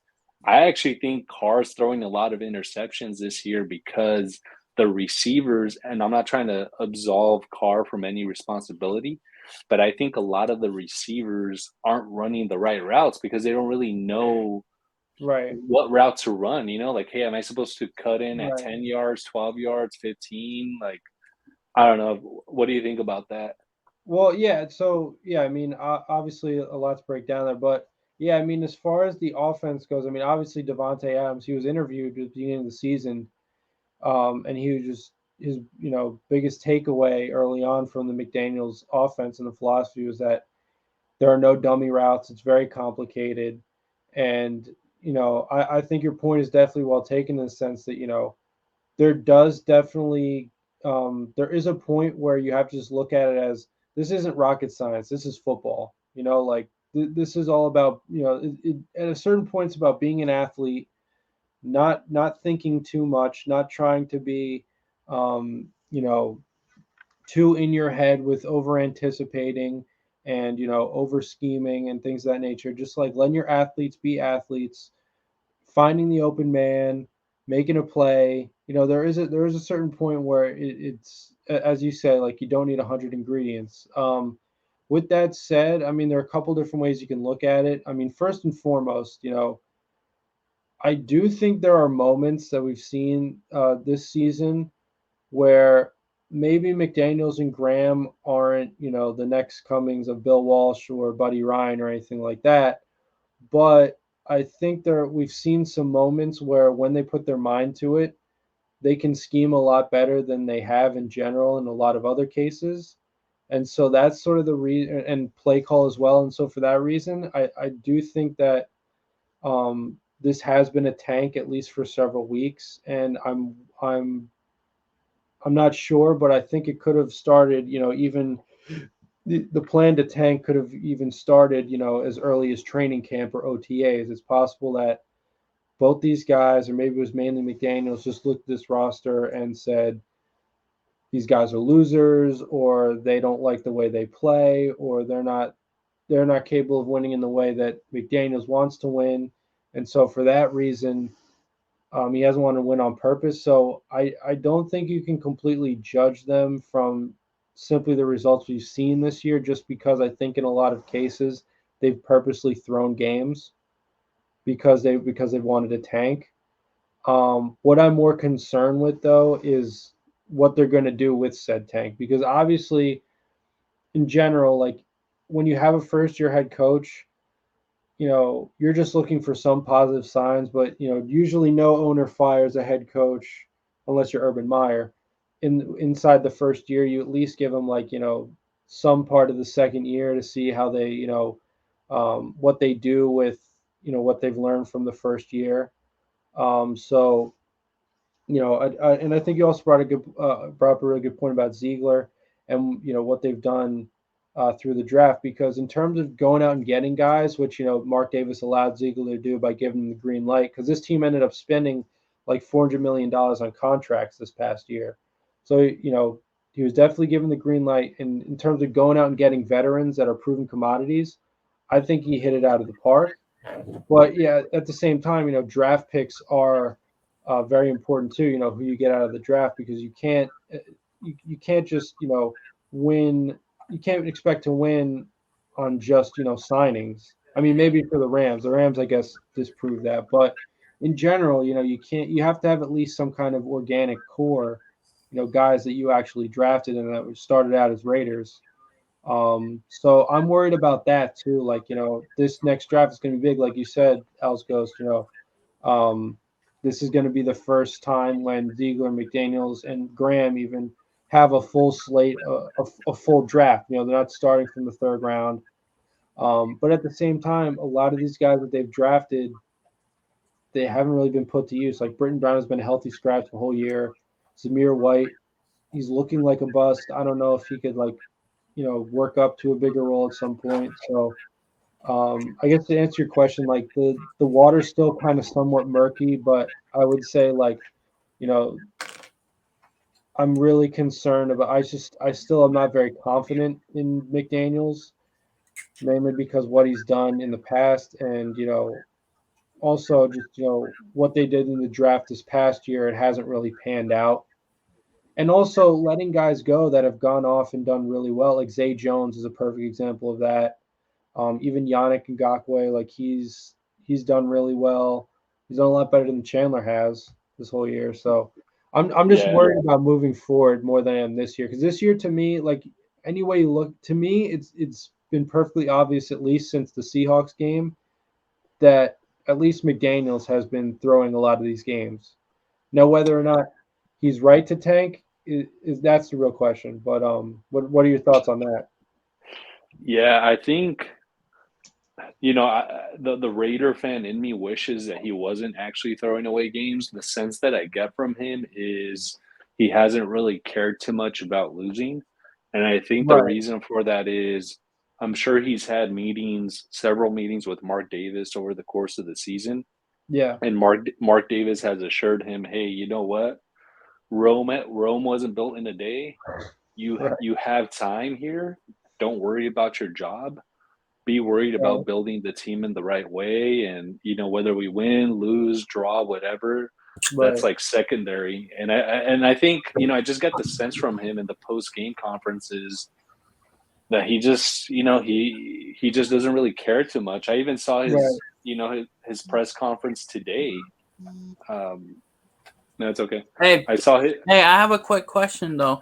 What happens if we tank next year and then we wait for Caleb Williams? Tank again? Just imagine. Stidham is the starter. He's a generation talent. He may be another Patrick Mahomes. maybe another Patrick Mahomes out there. I know we got a lot of USC fans that are Raiders fans, so there's been a lot of buzz about that. I don't know. I just think that the whole tanking thing is like very risky because you could get the highest draft pick, but you just never know if the guy's going to pan out, especially a young kid in Vegas, guys. Like we haven't had a young quarterback in Vegas, like we've had Derek Carr, who's, a church-going man, who's a family man, and he's not going to be out on the strip, partying. Definitely and not. we could get a. The only ones I'll be doing that is Henry Ruggs, Damon Arnett. Yeah, Damon Arnett. Hey, Nate Hobbs fell asleep in a parking garage or whatever. Oh, yeah, and got busted. Yeah, guys, which actually, brings me to another point. Like, having a team in Vegas, selfishly, I wanted the team to stay in Oakland. I mean, that's where I was a season ticket holder, and the atmosphere at the Coliseum was like none other. But having a team in Vegas is just like very risky for, 21, 22-year-olds with millions of dollars at their disposal. Like, it's just not.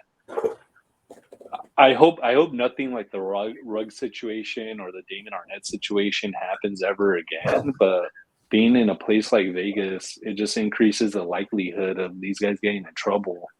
Yeah, that's definitely true. Yeah, go ahead. Go for it, dude. No, I was just gonna say, like, I feel like with any draft class, we need to have like a babysitter in house, dude. Like to actually check in on these guys. Hey, fucking, 11 p.m. curfew. Are you guys home? Like, do you guys have your Ubers, your Lyfts? Like, are you making sure that you're not drinking or anything like that? Right. I mean, just think about this upcoming game on New Year's Day. Like, New Year's Eve is Saturday, right? December 31st, like just 4 days away. Like, I hope these guys don't go out partying and are like, fuck it, like the season's over, let me just go out party, and then they show up drunk or hungover to the Niners game. But anyways, I went a little bit off of a tangent there, but any thoughts on that, McDaniels? Yeah, so I definitely agree with you. I mean, obviously it's already reared its ugly head as Cortez pointed out. You've already had Damon Arnett situation, you've had Henry Ruggs situations, and even like, to a lesser extent, you have guys like Nate Hobbs and even Josh Jacobs. The end of the year a couple years ago, they had their own little trouble that they ran into. So yeah, that's also a risk too, which is very big. That comes with the territory, obviously. Monday, you take your medicine. Any way you cut it, it's a huge move. Whether you agree with it or disagree with it. And obviously, Mark Davis felt that it was worth it. And from a financial standpoint, he's definitely right.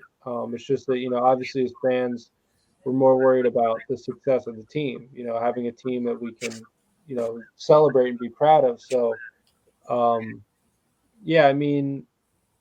That I really don't know how much of like a disciplinarian or how strict and how well a guy like Josh McDaniels is at keeping guys in line and making sure they keep to like a curfew or they stay out of trouble.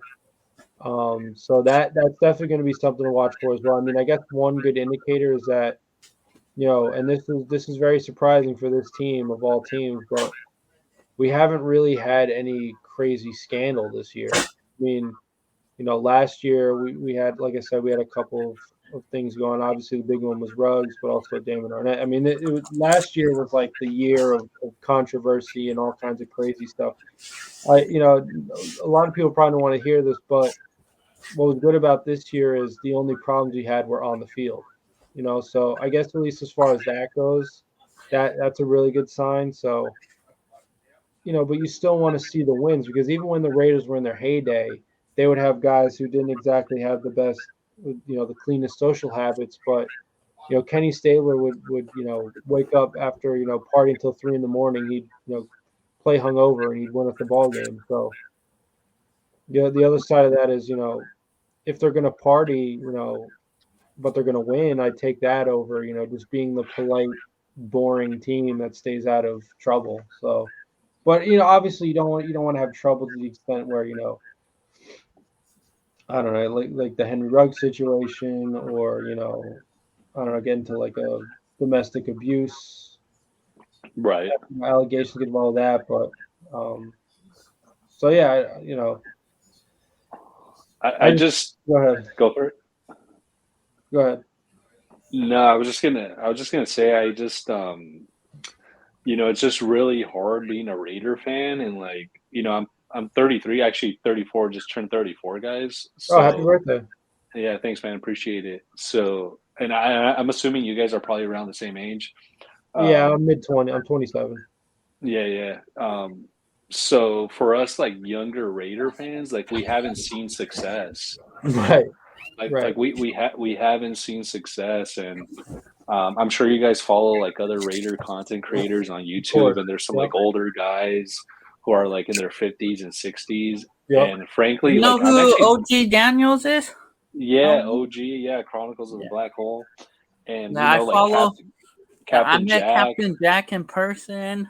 That's awesome. Wow. But you know what, guys? I'm actually jealous of those guys because they got the chance to see, John Madden in the 1970s Raiders, Yeah, bro, and then Tom Flores in the 80s. Like, when we were like actually like winning consistently, and playoffs were like a given every year. And here we are in 20 years, we've had 2 playoff appearances. Like it's like absolutely wild, dude. Like 2 playoff appearances in the last 20 years. And I was like watching this guy. I won't say his name, but he's another Raider content creator. And I think he's a big, like Josh McDaniels supporter. And he was saying, well, hey guys, this coaching staff just needs time. Like we just got to be patient with them. And I was like, fuck, I've been patient for 20 years. Yeah. Like I've been patient like long enough. Like I want my team to win. Right. And here we are, now, and I'll end with this, guys, because I gotta go do something, and I'll let you guys continue on with the show. But I'm at the point where I can't go through like another 3, 4, 5 year process, and we're trying in which we're trying to find a competent quarterback. Right. And it's just like another cycle. And, us being loyal Raider fans, we come back to the same watering hole every year, thinking that things are going to change. And they're just like the same thing over and over. Because frankly, guys, it's really, really sad that we get excited about the draft. Yeah. Like every year we get excited about the draft. We get excited about like the off season. Like other fans, like I have friends who are like Patriots fans, for instance, or like Steelers fans. Like their team is playing like well into like January, February, right? Typically, like they're playing in the playoffs, and they're picking because like they have historically, like they've had really good records. Like they're picking towards the bottom of the first round. Like they're not really worried about the drafts. And for us as Raider fans, like that's the thing that we have. Like that's our Super Bowl for like the past 20 years is like, hey, we get to pick like top 5, top 10. Let's see who we pick. And then lo and behold, we end up messing up the pick. Right. Because we can't get these picks right. And yes, we've hit on a few players here and there, but our drafting has been abysmal over the past 2 decades. I just want us to like go into this offseason. If Carr is indeed leaving and we are indeed cutting ties with him, I just want us to go in like mentally prepared as Raider Nation that, hey, shit's going to get pretty dark before it gets brighter. And if you're for real fan, like you just got to be in for the long haul. Right. Anyways, it was great chatting with you guys. I'll take your thoughts off air. Cortez, you're great. McDaniels, you're awesome too. I'll try to hop on next time you guys channel. I got a YouTube channel too. Yeah. Oh, for real? For real, it's the Nation's Nightmare. Oh, okay. I'll look for you. So we could chop it up. Like whenever I'm in the chat, that's my YouTube name. What is it again? The comment. The Nation's Nightmare. Put a comment in. So. Oh, let me go grab it and then I'll put it. And then I'll be able to see it. Yeah. Yeah, I'll continue watching. So I'll look at the comments and click on it, man, and subscribe. Cool. Really appreciate what you guys are doing. Yep. Appreciate it, man. Appreciate it, bro. All right. Take care, fellas. Have a good one, man. Bye. Thank you. Yeah, so obviously, once again, thank you, Al's Ghost for hopping in. That was fun because that was the first time we've ever had somebody who's completely unknown to us just kind of hop in the chat and then not only make some good comments, but then hop in and actually have a real live organic conversation with us. So that was awesome. If anyone else would like to try that, especially for an episode like this where we only have the two of us, Cortez and I, you're welcome to give you a shot. But yeah, as far as what Al's Ghost was saying, to me, basically what it comes down to is I don't necessarily mind just the idea of it's going to take time. Rome was built today, all that. Like I understand that. What I'm more worried about is who we're putting our faith in to do that. Because if we were to get a guy, because and I've said this before, looking back at the coaching carousel going into this year, there are a lot of coaches who seem to have done. Obviously, they have not seemed they have done a much better job than Josh McDaniels has, simply in terms of win loss, and playoff chances and all that. To the point where it's right now, it looks like it was a big swing and a miss on Mark Davis's part, and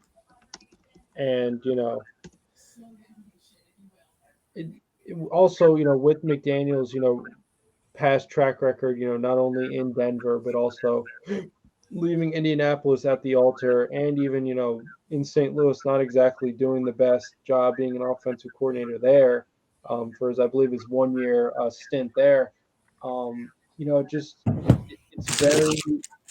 it's hard not to draw the conclusion right now, or to let that narrative creep in of Big Gang needs a babysitter like Belichick to keep him in line, keep him afloat, because left to his own devices, McDaniels up to this point has never really been able to strike out and do anything on his own. Really been able to claim his own legacy outside of the Belichick shadow. So for that reason, it's not looking good right now, and it's just it is a leap of faith. It sucks, but it doesn't really look like Mark Davis is going to fire any of Ziegler, McDaniels, Patrick Graham anytime soon. So for that reason, like I said, it's just we're going to have to trust that this coaching staff knows what they're doing going into next year, and if they don't, the hope turns to Mark Davis has enough, says enough is enough, and fires him. I mean, the one other big thing to take into account here is that McDaniels has committed a bunch of fireable offenses, and I guess when you look at it in terms of losing on purpose, a lot of those fireable offenses may not seem like fireable offenses. But if you're not going to look at it from the standpoint of losing these games in horrible fashion and breaking the record or being tied for the most 13 plus point, whatever ridiculous is, multiple score leads going into halftime blown. If you're not going to look at that, like I said, there's so many guys that have left this building now and gone off and done great things this season for sure. Like I said, the biggest one that comes to mind is Zay Jones. I mean, every time I see a Zay Jones highlight this year, I get very upset, because I'm just like, you had a guy like Doug Peterson who just completely who scooped and scored on Zay Jones, because this coaching staff came in, and even despite the fact that Zay Jones was a big part of that playoff push last year and really seemed like he was starting to come into his own. I'm not talking about becoming like a top 5 receiver, but still a guy who really could be a big contributor. And when you think about in retrospect how much he could have meant to this team as a wide receiver 2, 3 kind of a guy who definitely would have done a better job than Keelan Cole, and a guy like Matt Collins. I love Matt Collins. I love what he's done for this team so far, but I still think he can only do so much. I mean, he might be coming into his own, but that's another really We need a speedster, Jeff, to be honest, as the number 2. Matt Collins? For Matt Collins, yeah, number. Yeah, no, don't get me wrong. Matt Collins, you could tell he's definitely a locker room guy. He definitely, you can't put a price on him as far as what he does in, on the punt team. He and AJ Cole are pretty much a 1-2 punch, and that's fine. I definitely think Matt Collins should be on the team moving forward. I'm just saying that is Mac Hollins really going to be able to, you know, really fill some kind of wide receiver 2 role where, like, you know, Mm-mm. That's where why I said get a speedster for the oh, number get two. it, Keith, you said okay, yeah, no, that's a good point too. Like, obviously, what we've talked about before in the past with, you know, Raiders maybe drafting a guy like Jordan Addison. I mean, you know, I personally think that there's uh, one way of attacking this draft is, I guess, um, if you just trade Carr for for a first round pick or whatever you get out of him, and you just have, like, you know, 2 picks in the first round, or maybe, you know, you keep your pick you had in the first round, maybe get 2 picks in the second. Um, Maybe you could, instead of trading up to the number 2 pick, you just use one of those picks on a quarterback and one of the picks on a guys like, you know, Jordan Addison, who, you know, could develop a chemistry um, With with the DA, quarterback we bring in. With who? with Devontae. Well, right, yeah, Devontae. I just meant like with a quarterback, whoever we draft at quarterback. Um, but yeah, I mean, I definitely think, you know, a guy like Jordan Addison. That's a guy we've talked about before. He apparently has a lot of potential as a deep threat, and that's something that I definitely agree with you there. We definitely need some guy like that because, you know, there needs to be a guy who can take the top off the defense, and that's why I've said also Hey, another way. hey Jeff, do you But remember when I was talking about on Friday about um, what's our safety's name? Not Harmon. Merrick. Trayvon Merrick. Did you see where he was mostly in the game? Oh, was he on Muth? Yeah, he was on the tight end a lot. It seemed like, and this was kind of like, once again, this is like a questionable decision from Patrick Graham. It seemed like the corners were lined up on him, so it seemed like, you know, He he would had move the corner safeties. yeah, it seemed like Freiermuth had the advantage because one on one, obviously he's not going to beat a corner deep, but, you know, those short yarded situations with which Pickett is most comfortable in, you know, being an accurate passer, making the high percentage throws, you know, Muth is going to have that advantage over any corner. So you know, I didn't see Merrick on the tight ends a lot. I don't remember him making too much of an impact on the game. I'm trying to remember. Mm. Um, but there was one play, and this is kind of, you know, where I'm not so confident about Sam Webb anymore. There was that one play where the Raiders got lucky, but it was, you know, it led to, I think, that first field goal attempt that Boswell missed, or Bosworth, I'm sorry, missed Yeah. early in the game. But, you know, Freiermuth was open and he beat Sam Webb, and Sam Webb, you know, was one on one with him.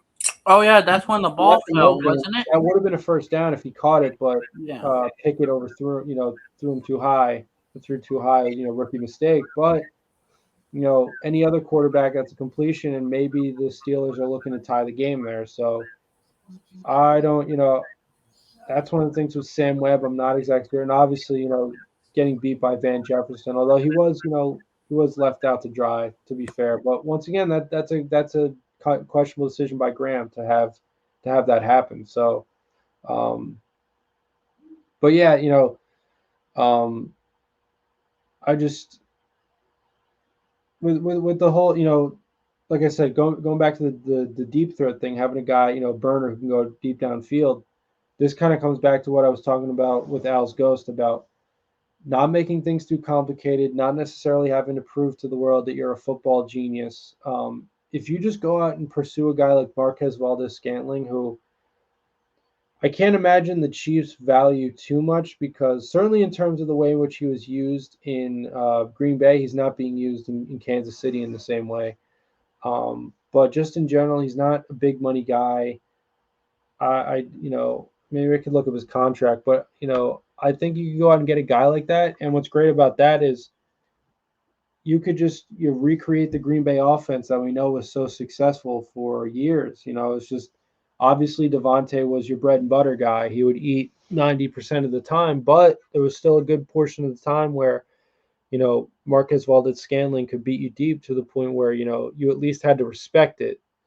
Now, obviously, a big part of that was, you know, Rodgers, especially in the previous 2 years, winning MVP, you know, elite, accurate passer. Um, he made a lot of that happen. Whereas, a guy like Carr, maybe, obviously in a lot of cases might not be as accurate, especially, if you think about that last play of the Steelers game where he overthrew Renfro. There, you could have a very similar situation where Marquez Valdes-Scantling, is running deep, trying to, at least get us some field goal range to, set up for a last minute field goal. And it doesn't matter who you have running down there. If your quarterback's not going to be accurate, there's nothing much you can do about it. So obviously the quarterback is a big, decision to make going into next year. But just in general, like I said, it doesn't have to be complicated. It doesn't have to be rocket science. You just get a guy like Marquez Valdes-Scantling. You can go out pursue him. I'm about to look up his contract situation.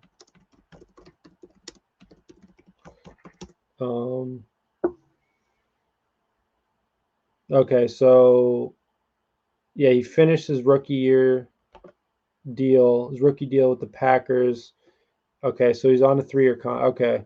So unfortunately, MVS, Marcus Valdes-Scantling. He 3-year, $30 million. So we're talking about a trade as far as he goes. So for that reason, now I don't think that's possible. It doesn't really seem realistic. It looks like the Chiefs. I mean, they're not just going to cut him on a 3-year deal, especially 30. And let's see how much is guaranteed. Let's say 50. Yeah, 50 million guaranteed. So I don't think. Go ahead. So Derek Carr this year, his first half pass rate by halves is 96. Oh yeah, I saw this earlier. Yeah. Slash, the second half is 73.5. You're right. Yeah. Well, right. So I mean, yeah, it depends on what you believe in as far as how to explain a stat like that. I mean, it's no wonder that his passer rating is that low in the second half, considering how many times we've blown the second half and we've blown leads. So I mean, a lot of it also though is just McDaniel's not really calling the right plays, which once again that is a limitation of Carr's is he's not that kind of guy to call an audible. He's not the student of the game that a guy like Peyton Manning was, who would just be able to know how to read a defense, things like that. So I mean, but yeah, that's definitely a strike against Carr too, because even the opportunities he's gotten with a passer rating like that, he hasn't done his best. So, obviously with Carr, there have been some flashes, obviously, of the talent even in the McDaniel system. But that kind of comes back to the same basic problem, which is, what kind of a ceiling does Derek Carr really have? Go ahead.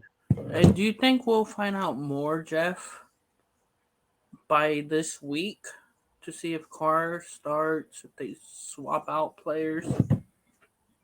Yeah, I'm sure there will be a decision, announced at some point. I don't know how early or how late before the game that will be. But yeah, it's obviously to the point where even if they're going to keep Carr going into next year, what's the point of injuring? You're already shutting down a couple players in Chandler Jones and Denzel Perryman. You might as well not put your best foot forward as far as these games are concerned. I mean, maybe I understand. A lot of Raiders fans, they want to win the Bay Area Bowl. Hey, going back to the draft, we need, to be honest, to get up in the top, we need Arizona to win. But that won't work. The Colts to win, but they lost. So now they're down to 10 and... Oh, no, they're 9. So we need the Falcons to win the last two. We need the Rams to win their last two, and Carolina. So then that would put us in the 6th seed. Right. I mean, you know, it's. I still think it's going to be hard to compete with a lot of these teams. 2 games ahead of them with 2 to go. A team like Atlanta, just because they're not eliminated yet, they could, surprise some people and actually win a couple of these games. So I think a bunch of the NFC South, they're just playing each other to end out their schedule. So, I mean, they're one team that we might potentially be able to pass in the draft order, given that they are they're only 3 spots ahead of us, and they're only 1 game behind us in terms of record. And then for us to know that we're technically out of it, we need by 1:00 Eastern time. We will find out if we're eliminated. So What do you mean? I think no, because if the Raiders lose to the Niners, the Jets win, and Miami wins, we're still. If they both lose and we win out, then I think we get in. Oh, jeez. I don't think. Well, because during the Thursday game, they showed it. They showed that if the Dolphins win or tie, or the Chargers win or tie, we're out. No, because Miami lost. Oh, they both had to win? I think they both had it to win. Let's see.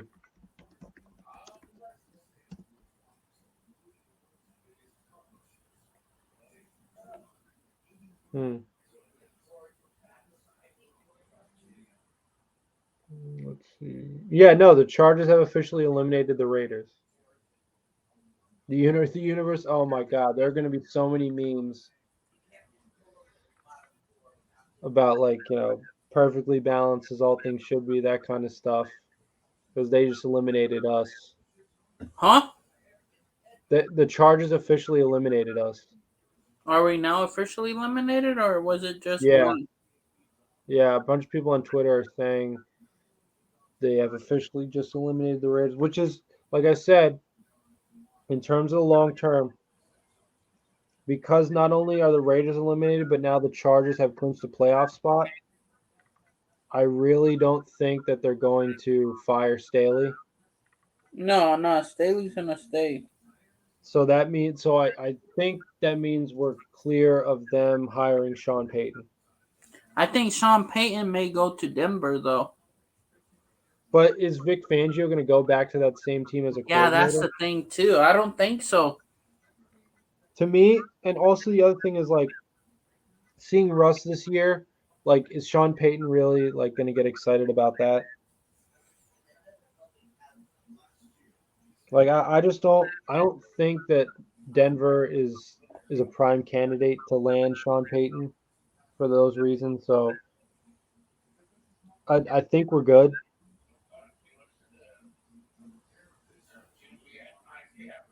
For that reason. So at least that's the one piece of good news today. Hold on, I'll be right back. Just keep talking. All right, yeah. So that's the other crazy thing. So we kicked them out last year, and this year we're not going to be able to make it. They got us this year. That's crazy.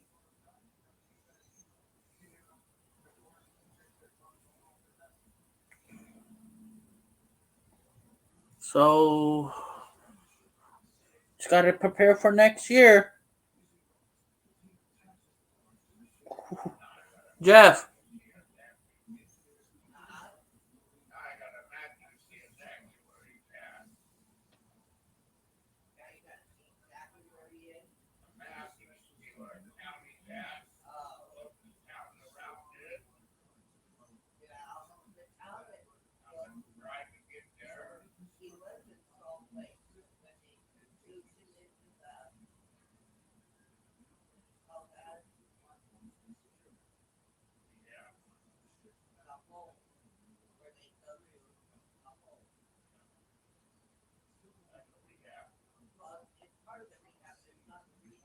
Yeah, so this thing's about to be interesting.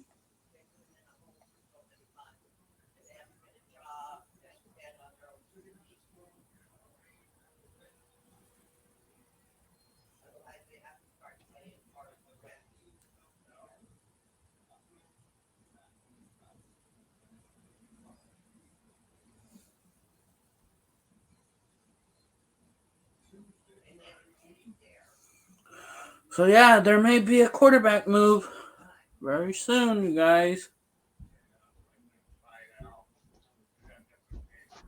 Hello? Hey, Yeah. go check your Discord private message. People are already sending that stuff. All the memes? No, look at the photo. Okay, hold on. I'll take a look. Show that photo. Yeah, My that cousin is. sent me one of these right after the game. He found it.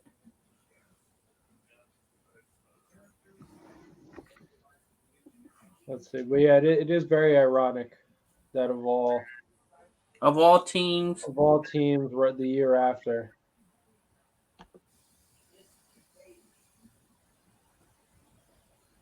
Yeah, that's crazy. Oh yeah. Yeah, the edits are getting there's so many like different team edits at this point. People have been speaking that into existence for a while now. Yeah, the Colts called in how many times for him? Definitely this offseason, I think they called. And last offseason, I think, and Gruden told them no. Yeah, because what last? Oh, yeah, right. Because they were still looking for a quarterback, and they landed on Phillip Rivers. Yeah, that's when they got Carson Wentz. Right. Yeah, and then they ended up getting Carson Wentz the year after, and then they got Matt Ryan. So Hey, so maybe not this end of maybe in 2 weeks we could start that show on Wednesdays. Weren't you on the call when we talked last Friday? yeah, about just draft. And like topics. maybe on a Tuesday or something, we could just talk and pick which one, and then I could just bring up the stats and stuff. About like draft prospects. Yeah, just talk about certain groups. Like we all agree on a group, and then I'll just look up. Hey, there's a quarterback that I'll take in the later rounds from TCU. Max Duggan. Yep. Yeah, He's another good one. Sit him too. You could sit him and it'll work out. And I don't get why these people think if we get Tom Brady and set a quarterback for 2 years, we're still going backwards after Tom Brady leaves. What happened if the rookie that we drafted 2 years before turns out to be something and takes us to the promised land, takes us to chips, and makes our division and the other crazy thing is supposedly we had the hardest division. It didn't seem like it this year. Oh no, this division. I mean, obviously the Chiefs held up their end of the bargain, but I mean the Chargers are now. I mean, I personally am not really impressed with the Chargers, but yeah, I mean they've held up their end of the bargain as well. But yeah, at least we're not the Broncos. We're not nearly as disappointing as the Broncos. And freaking Mac Jones got fined. He did? Okay, yeah. That's why I don't like a guy like that. Like this is the second year in a row he's done something dirty. It's low key his identity now. Like I think that's whack. I'm gonna rewatch this. I'm gonna see what he does dirty. Ooh. No, what's even worse than that is Eli Apple, but the runner was already passed. yeah, exactly. That's why it was such bullshit. Like, why are you doing that when it has no effect on play? And also, did you see what they ended up calling? They called it they didn't even call it a fumble. It got called back anyhow.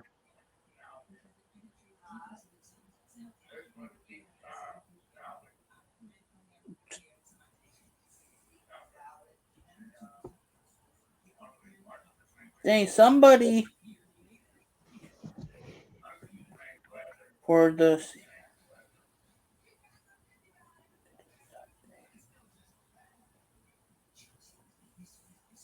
$6.1 million and win and loss to the Steelers. What? So let me read this. It's coming from the Review Journal. It's not the most wonderful time of the year for the CSN server, who was eliminated Sunday, and a span of less than 17 hours starting Christmas Eve. The with the Ally Magdog went from being the sole server of a winners of 6,133,000 prize to knock to be prize to begin knock out of contest. Dang. After serving their 17th straight winning pick on the the Vikings, who beat the Giants on a 61, Mad Dog was one of four contenders left entering Saturday night. So they lost that money that they won. So you're talking about a better that like bet on? Yeah. And Yeah, sure. What time do you want to end? What? You still want to go, or you want to end it? I could probably go for like another 20 minutes, and then. Yeah. What about you? Do you want to continue after me and like? No, I'm done. Okay. All right. Yeah. So yeah, I would just say that just sort of to begin to wrap it up. Just there's a couple things hit on as we've talked about already. The biggest issue here is if this coaching staff of this regime, is tanking, or if they have been tanking, if they've been throwing the season on purpose, which is the best thing you could say about them, because if it's even worse if they were really trying to win and this was the result. I don't think that's true because, and I wanted to mention this also, the second Charger game that we played, I mean, obviously we were the healthier team, so we had the advantage there. We also had the home field advantage, but McDaniels just called a game. I was honestly shocked at how good of a game he called. Hey, if you go back into that, look at all of our division games. They were all close. Yeah. Except the two Denver games. I think for now on, when Josh is going to be here, he's always going to just go all out against Denver. Yeah, I mean, the second Denver game, that was probably the one game where, like, I really didn't, like, I thought of all the games in the division, his play calling was bad. But, yeah, I mean, in general, like, you could argue that, like, he still wanted to, because right now we have a winning record in the division, as crazy as that sounds. It'll depend on, obviously what we do against Kansas City, but we've at least clinched a 500 record in the division. So, and that includes two playoff teams now. So, yep.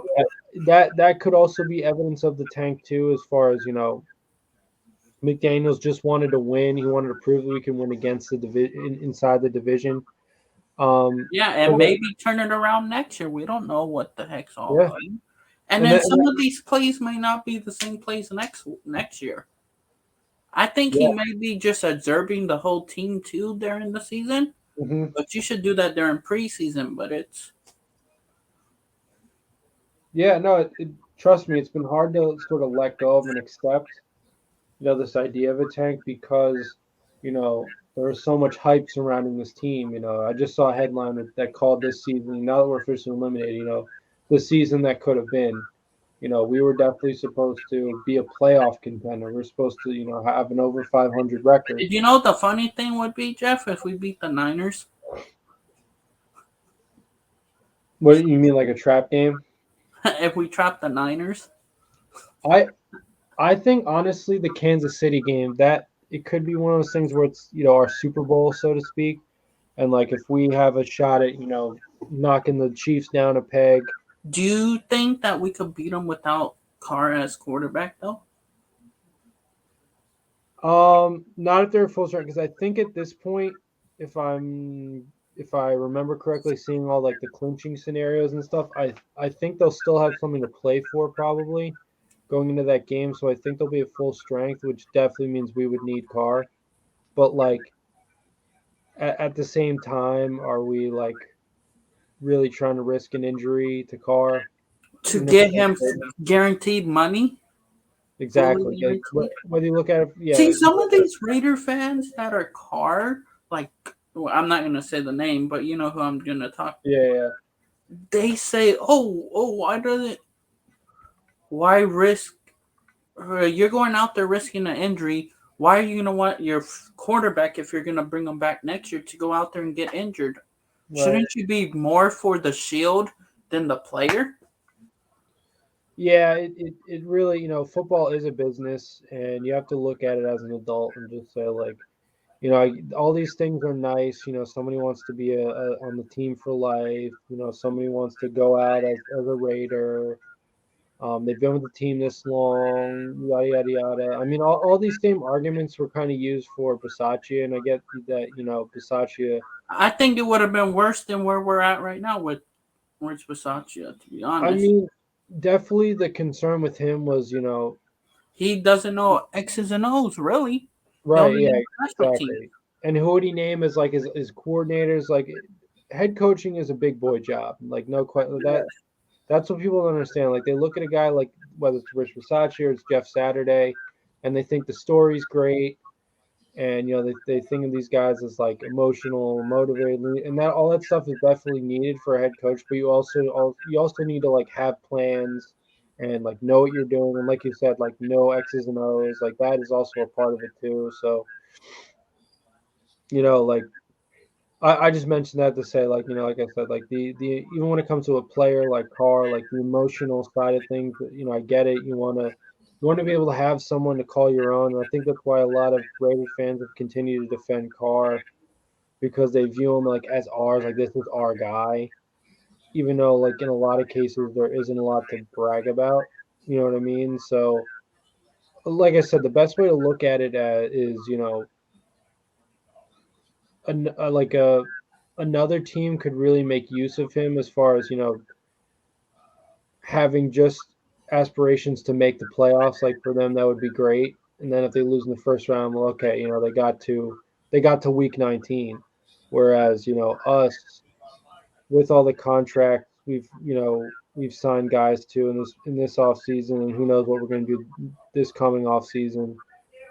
Um, you know, it, that's not the end goal here. Especially in a new Yeah. big market trying to make a splash. Like that's not where this team wants to end up. So, it could be one of those things where it works for both teams, and it's not really a matter of oh, we won this trade or we lost this trade or who won this trade.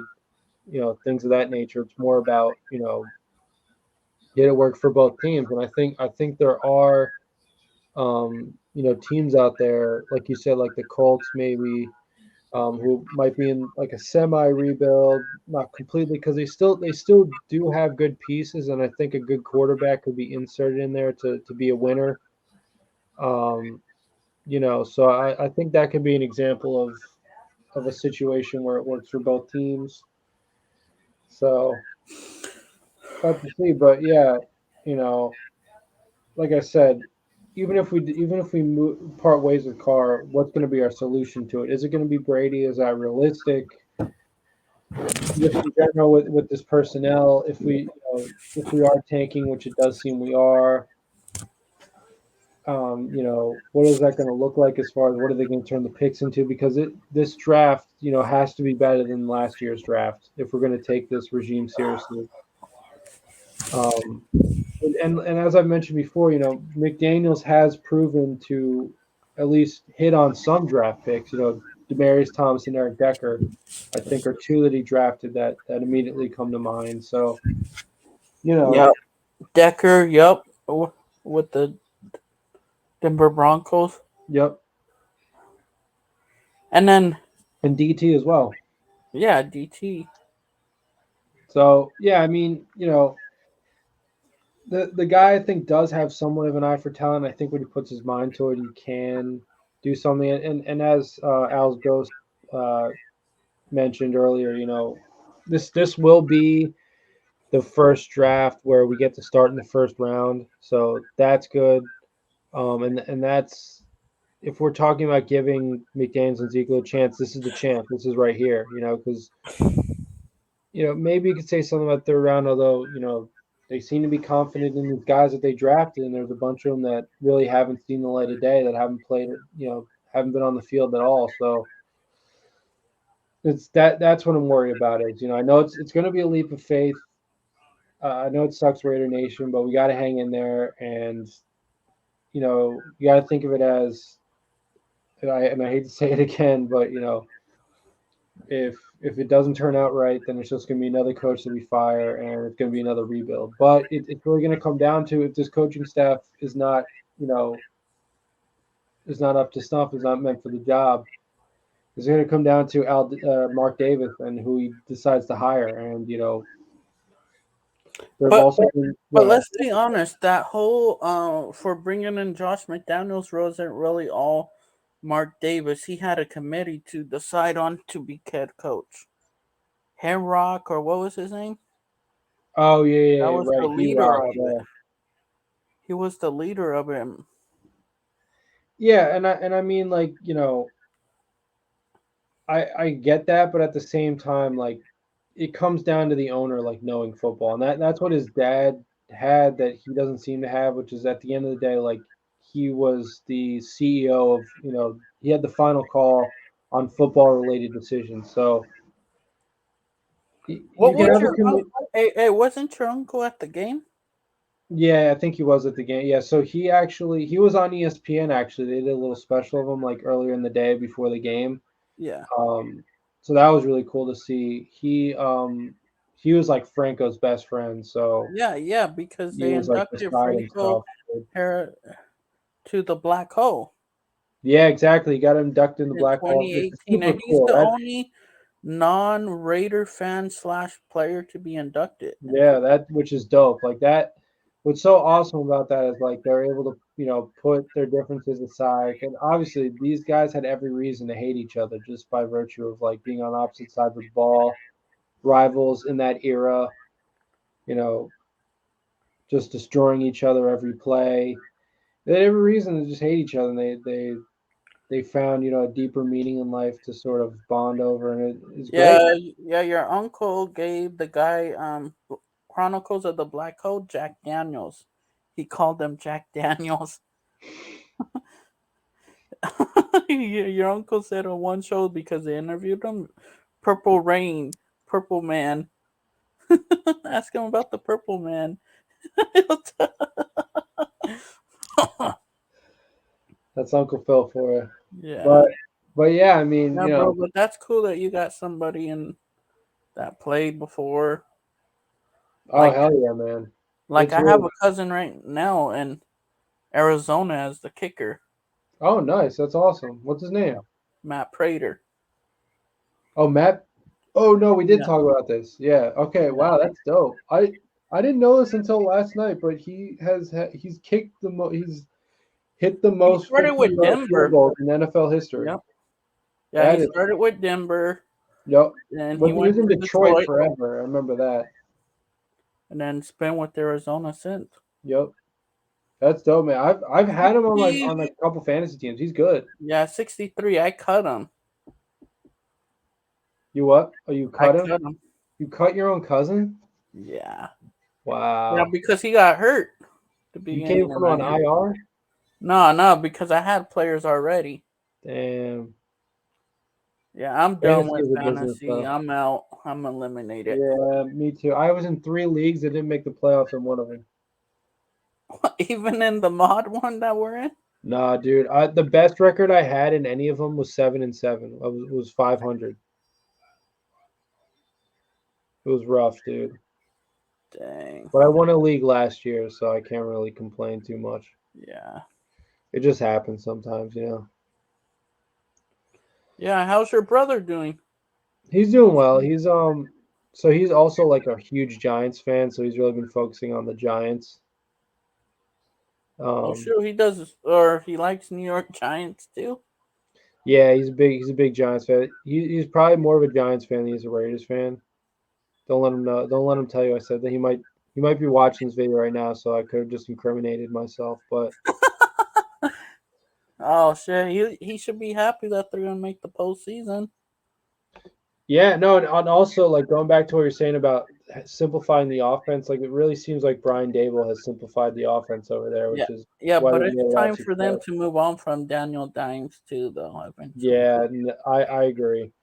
That's the other thing, dude. It's like, you know, you could do worse than Daniel Jones, I guess, but like you can't expect to like, really be a contender if you stick with him.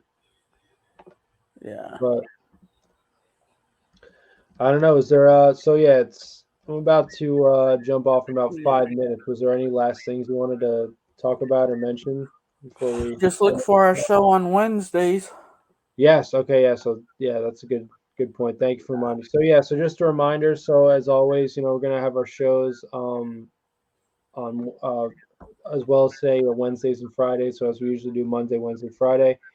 As far as Friday goes, I don't think I'll be able to be on, so we will let you know as far as Yeah. what will go on with that on our Friday show.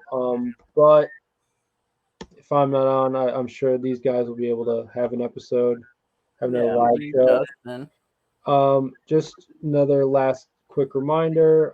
As I always say, just make sure to check out the links of all three of our platforms. Like the video on each platform, subscribe. Can't Hit the you copy notification mine button. or the one that I put up in Oh, the chat? hold on. Okay. Was it the Nation Nightmare? Yeah. Second.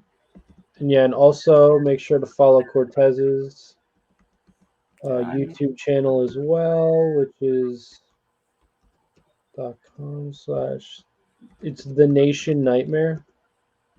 Yeah, the Nation's Nightmare. It's the one that pulls up in the comments. That's the YouTube. Okay. Yeah, Cool. what That's was it, right? Yep. Okay. All right. Yeah. So, like I said, quick reminder before we end today. Make sure to like the video, subscribe, punch the notification bell, tell everyone and anyone you know about us and what we do, so you can stay fully tapped in with us. If you have any last minute comments or questions or concerns, feel free to comment below. Otherwise, like I said, feel free to check out these links. Just stay fully tapped in with us as much as possible because it helps us out and Yep. gives us the ability to deliver the content that we know you guys like.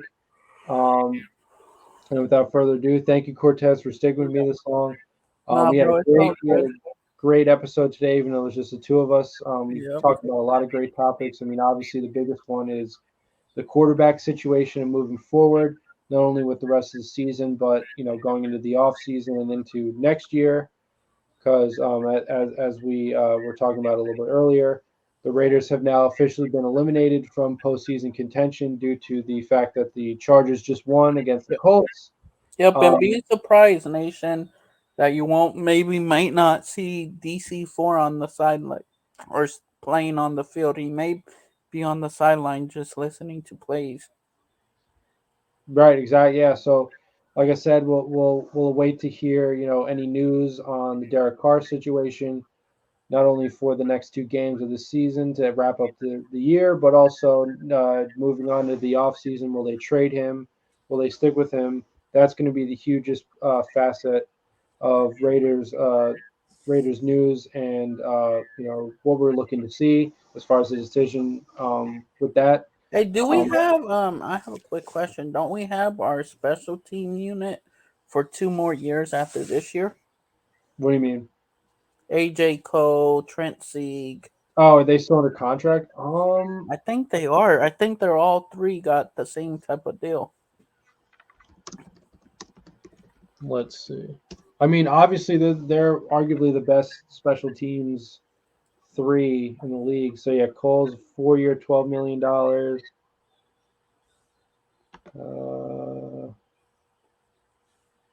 Let's look this up as a last sort of thing.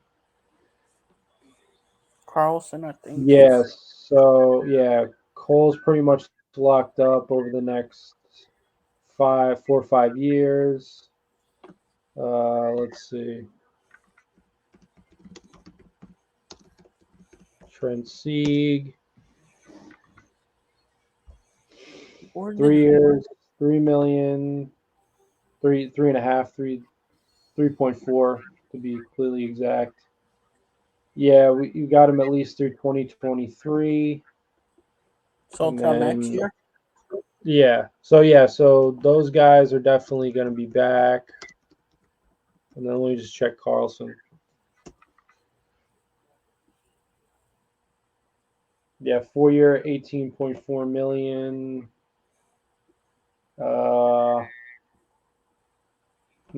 He signed that going into this year, right? If I'm not mistaken. Yeah. Last year, they both signed it last year. Right. Okay. So yeah, so he's pretty much locked up through at least 2025. So the only thing we just gotta extend Trent Sieg. Hey, do you know the crazy thing? All three of them have long hair now. Oh yeah, that's the thing now. That's how they're. Hey, nothing succeeds like success, so they can do whatever they want with their hair. Yep.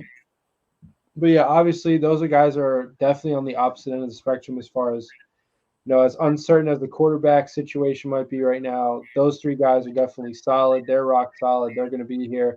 Definitely guys we're all proud of, and we're going to look forward to them being a big part of this Raiders team for years to come. So with that, once again, thank you, Cortez, for joining. Thank you to the mods in the chat for holding it down. We appreciate what you do as always. Couldn't have the show without you. Thank you to all the viewers. Thank you to all the everyone commenting. Thank you to Al's Ghost especially for not only giving great comments but also hopping on and talking to us for a while. We're definitely open to the idea of having people hop on like Al's Ghost did. And join our show, especially when we have a panel. Short-handed. Right, exactly. So thank you for that as well, Al's Ghost. Great commentary, great points you brought up. And like I said, just last reminder, links are in the comments below, in the comments section. So I'm just going to give a last message. Do you have any last things you want to say? No, just go Raiders. We got to finish out. All right. Thank you again, Jeff. All right. Thanks, man. Have a good night. Later. I'll see you Wednesday night. Thanks, man. Bye.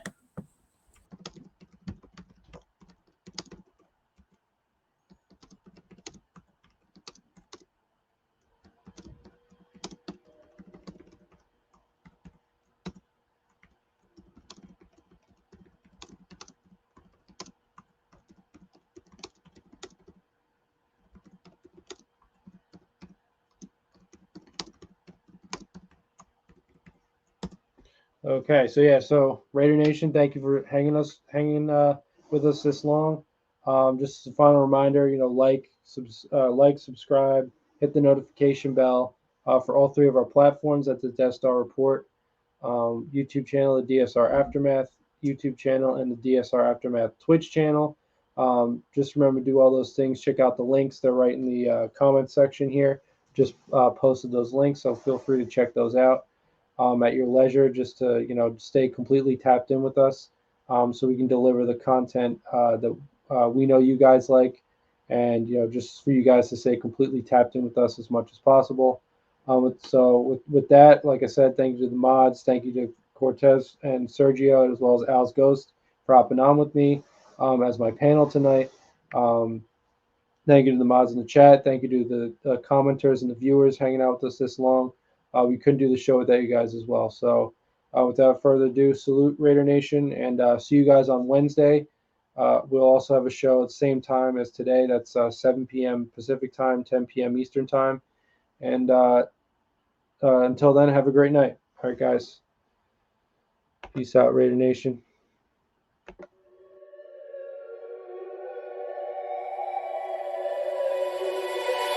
Wake up to the sounds of the silence that allows for my mind to run around with my ear up to the ground. I'm searching to behold the stories that I told when my back is to the world. Was smiling when I turned.